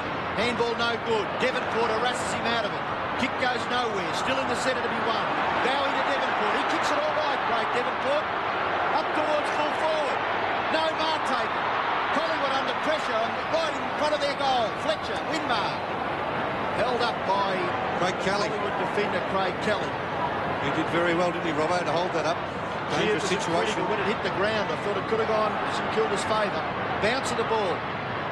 Moncourse bumped out of it. Russell may have been penalised. No. The umpire will bounce it. Only a only about 6 or 7 metres away from the previous bounce. Still within scoring range for St Kilda. Trailing by 5 points. Bingham wins it clearly this time. Right off the ground and out of play. Gafer's got the job of McAdam, I noticed, Brenny, because I couldn't believe it a moment ago. He was in the forward line for Collingwood, Mickey Gafer. Anyway, Bingham and Monkhorst, they lock hands. Pert over the back. Missed by Bowie, got a bad bounce. Francis under pressure, well played. Did he scoop it? Richardson's kick. Starcevic. Still Starcevic, important ball here. Off the ground by Burke. Chance for St Kilda. Bowie. There are options. He's caught. Fletcher under pressure. Kick it. It didn't really go 10 metres. Oh, good handball. Newport attacks the goal. Low goes to ground. It bounces. Kelly will probably run it towards the boundary line. He's caught. Devonport. Craven's on his own in the goal square. Devonport puts the Saints in front. Sensational stuff. Welcome to the Corolla Cup. Toyota dealers are shortening prices across the whole field of Toyota favourites. You'll back a winner if you buy a Corolla now, because there's a Corolla a day being given away. It's an each-way bet every day in June. A Corolla buyer will win a Corolla or the money back. Across Australia, it's a $600,000 payout, and your odds of winning are very good. Toyota's here for the long run, but the Corolla Cup only runs till June 30. Get your money on early. By a point. Monkhorst, Lehman, Francis ducks his head, goes in after the footy. Umpire will be forced to throw it in the air. Under 8 minutes left. St Kilda lead by a point. It's been a crackerjack game at the MCG. 80,000 people. They haven't been let down. Bingham gives away ground. Oh, down goes McGuan. That's got to be a free kick to Collingwood. There's important breaks, so critical at the moment. Bingham doing the ruck work and then riding Mickey McGuan into the ground. McGuan goes to the left pocket. Oh, Fletcher does well and gets back and marks for St Kilda. He's worked very hard, Fletcher. 25 possessions. Playing in the centre of the ground, he's covered in mud. Kicks it long, out towards the wing. Brown! Brilliant football. Left foot kick. Doesn't go very far forward. Goes high in the air. No mark taken. Pert for the second week in a row. No. Back goes Shanahan. And marks just 3 metres wide of the square. 1 point the difference. Bernie Quinlan saying go defensive. Well, he just pops it high to Allen at centre half-back. Swings it out to Morris at half-back. The Saints can mount an attack. Morris again with a high ball. It's only little Craven now peeking. Oh, good mark. He has been terrific today. Harvey calling for it in the centre. Peakin's left foot hasn't got a lot of carry, and it wasn't a good option in the end. And Shaw takes the mark at half-back. The captain. Short to Kelly. High drop punt to half-forward. Pert playing up forward. Shanahan at the back. Fletcher should go to McAdam. McAdam takes on an opponent. Now Burke to centre half forward. Shaw, well done from the side. He's got back and taken a couple of telling marks, Tony Shaw. Not great stats for him today. Well, after all this today, after we've been talking about 50-metre penalties, they've pulled one out here against Craven with blood streaming from his right eye, and Tony Shaw is in a position to kick this ball right into the goal square. Tony Shaw coming in for only his 12th kick. He's had 4 hand passes. There's no way Noni will get the distance. That's right. McEwen provides the lead. Morris and McEwen. McAdam's at the back. Still McAdam. Kept his poise short to Burke, who marks 50 metres from Collingwood's goal. It was a good effort by St Kilda. Burke's kick finds Allen. Allen is at half-back, maybe a little bit forward of that. Russell Morris slumped behind the ear in that contest with Ronnie McEwen. In a dry area, so he could get a good kick away here. It's not all that brilliant. Goes wide. Kelly and Lowe. Morwood. Free kick, is it, for Lowe? Holding free kick to be taken by Dean Gregg against Craig Kelly. See this in replay, Robbo. Look at this. Look at him talks the umpire into this one, Bernie. Yeah, well, it's always good to appeal and throw your arms out, Bruce. It does help. Critical possession. Gregg kicks it up near the 50-metre line. Collingwood mark, a good one, taken by Kelly. He's about 55 metres from the St Kilda goal. 5 minutes left. Play on now. Collingwood get it out near the wing. Greg can't mark. Fletcher, good possession. Newport, Craven finds some space.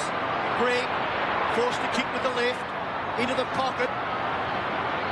Out comes Richardson, tackled by Winmar. Very good. Bowie, a screw kick. He scored. It's only a point. St Kilda lead by 2 points. I think Chris Siska's feeling a bit bitty about things now after giving away that behind. They could be very relieved, Bruce, wouldn't he? Don't forget that one, Bernie. No, that could be critical. What a game. It's been terrific. Kelly to McGuan, who's had quite a last term. He ran himself into the ground in the third. Plays on from half back to centre wing. Lehman, good Greg, good mark. He's been important, Greg. Squares it short to Craven, who's also had some touches. They don't want to slow down. There's still 4 minutes left. Well, you've got to kick another goal to make it a good thing. Yep. No question about that. Craven from centre wing to half forward. Oh, Lowe getting held on to. Free kick. Yes, held by the Guernsey by Craig Kelly. Stewie Lowe had to take that free kick. Well spotted by the umpire. Low short, or Winmar in the front spot. Good stretch. At the back was Saunders. Taken by Harvey, caught by Wright. Kick it on the bottom of it with Gafer. And what a critical bit of play coming up now. Because if the Saints score a goal, you'd fancy they'd win for sure. In the context of this game at 75 to 77. Very important. Bingham, Tony Shaw just gets his right foot to it. Kicks it back near the centre. This is a critical position. Francis, quickly. Norwood, fresh player. What can he do with this kick? Up to centre half forward. Oh, knocked out of it. And he made it worse. There was nothing in that. Oh, I thought a good mark there by Russell Morris. Well, he just nudged him a little bit, but there was nothing in it. Oh, gee, I cannot believe that one. Dear me. Now, Watson can score a goal. Oh, no. Nothing in it. Nothing in it whatsoever. Critical decision. Very ordinary with under 3 minutes left. Here goes Watson. He gets underneath it. And he kicks a behind. Well, probably all it deserved. Shane Watson, 1 goal, 2. St Kilda lead by a point, and look at the anxiety in the coaches' boxes. Well, I'm not sure it even deserved to be behind in that in the long run there. Let's have a look at the free kick again. Russell Morris in better position. I don't think he even hardly touched him. No, got a good view of that, didn't we? 1 point the difference. Morris with a long run, and why not? Long course, Morwood at the back. Bingham, Devonport, a good handball to Greg, to Newport, to Bowie, sweeps it out wide, to Pekin. Short drop punt low. No free kick. Gee, St Kilda had a chance there. They were running. Now Francis from half back. Burke getting back. Starcevic, well played, Burke. Was too, Bruce. Well, Tim Pekin could have kept running around that outer wing, Bruce. He had 30 metres in front of him. And not a great option. Chipped it up where a couple of Collingwood defenders had the chance to spoil. Burke 23 and 6, and a great effort then against a man much taller. Craven had a terrific last quarter. Greg, and good mark. Gee, he's been a good player, Greg. Look at those stats, Bruce. 15 kicks, 12 handballs. Coming in for his 16th kick, he's taken 7 marks, a couple of telling marks in this last quarter. Most of them after half-time. Gee, this is a big call, isn't it? To McAdam. Saunders held up. St Kilda still have it. Craven. Oh, McAdam gave it away. Craven caught. Is he gone? He's crunched to the ground. Collingwood win it. White, Burke, also with him Saunders. They throw themselves on it. Gee, the Greg. Gee, didn't he take a chance, What Greg? did he do that for with such short time to go in the game? Well, there's 1 minute and 20 seconds remaining, and St Kilda lead by a point. Bingham's tap. Collingwood through McGuan. Williams. The pressure on him. McAdam. Well played to Newport, who's got fresh legs. Newport goes into the centre. What a ball here. Tell you what, Greg has done very, very well. Bernie's picked that. Morris, Greg, Morris, Watson the tackler. Morris does well. Handballs it to his own advantage. Pushed off the ball by Watson. Goes after it again. Well done, Russell Morris. And that's excellent football. Deliberate in the end, Robbo. He's very lucky to get away with that. He fumbled it. Look at What this. can you do, though? Oh, he goes directly for the boundary line and just taps it over. Oh, come on, Bernie. Oh, looked initially, Robbo, looked very Francis, pretty black back near the centre. Devonport, Saunders, still Collingwood a chance. Williams, he's caught by Pekin. Out the back, kick it. St Kilda will win. Kick it into the centre. Harvey marks. 17 seconds left. Harvey, short kick, marked to Bingham. And the big Lawrence Bingham may have the last kick of the game. Take your time, son. Oh, he thumps it inside 50. No mark. Fletcher. Chance for Craven. The siren's gone and St Kilda have won by the barest possible margin. 77-76, and look at the Saints fans. Oh, what a great win. Now, this will help St Kilda like you wouldn't know, Bruce. Well, it's going to be one of the great games. There's no question about that. Ironically, the same scoreline as in 1966, 1-point margin. A similar score, I think that was about 10-14 to 10-13 that game. So very similar. It was one of the bravest matches you could ever see. It had 80,000 people. It had a big build-up. The two teams went in with their two superstars missing, Dacos and Lockett, and they produced a game that everybody who's been here today will remember for a long, long time. Tim Watson with Kenny Sheldon on the boundary line. Go, Tim. Kenny, you must be very proud of the boys. Oh, absolutely, Tim. You know, in a game where really second efforts were what counted, our players were able to bite the bullet all day and come home with 4 points. Very important 4 points. It was a very gutsy win, wasn't it, in the end? Absolutely. You know, in that third quarter, they jumped us, and you know, to our players' credit, they were able to, exactly as you say, guts it right out. That puts paid to a lot of people's theory that no Lockett, no St Kilda. Well, look, Tony, you know, would be first or second picked in any side in the competition, and you know, we're looking forward to going further with him in form. And also Nathan Burke, he was terrific again today. Well, he was fantastic here in the state game, and today I think was probably one of Nathan's better games. Okay, Kenny, good on you. It was pretty good, Tim. Kenny Sheldon with Tim Watson. What scenes here at the MCG. Memorable as we take a break.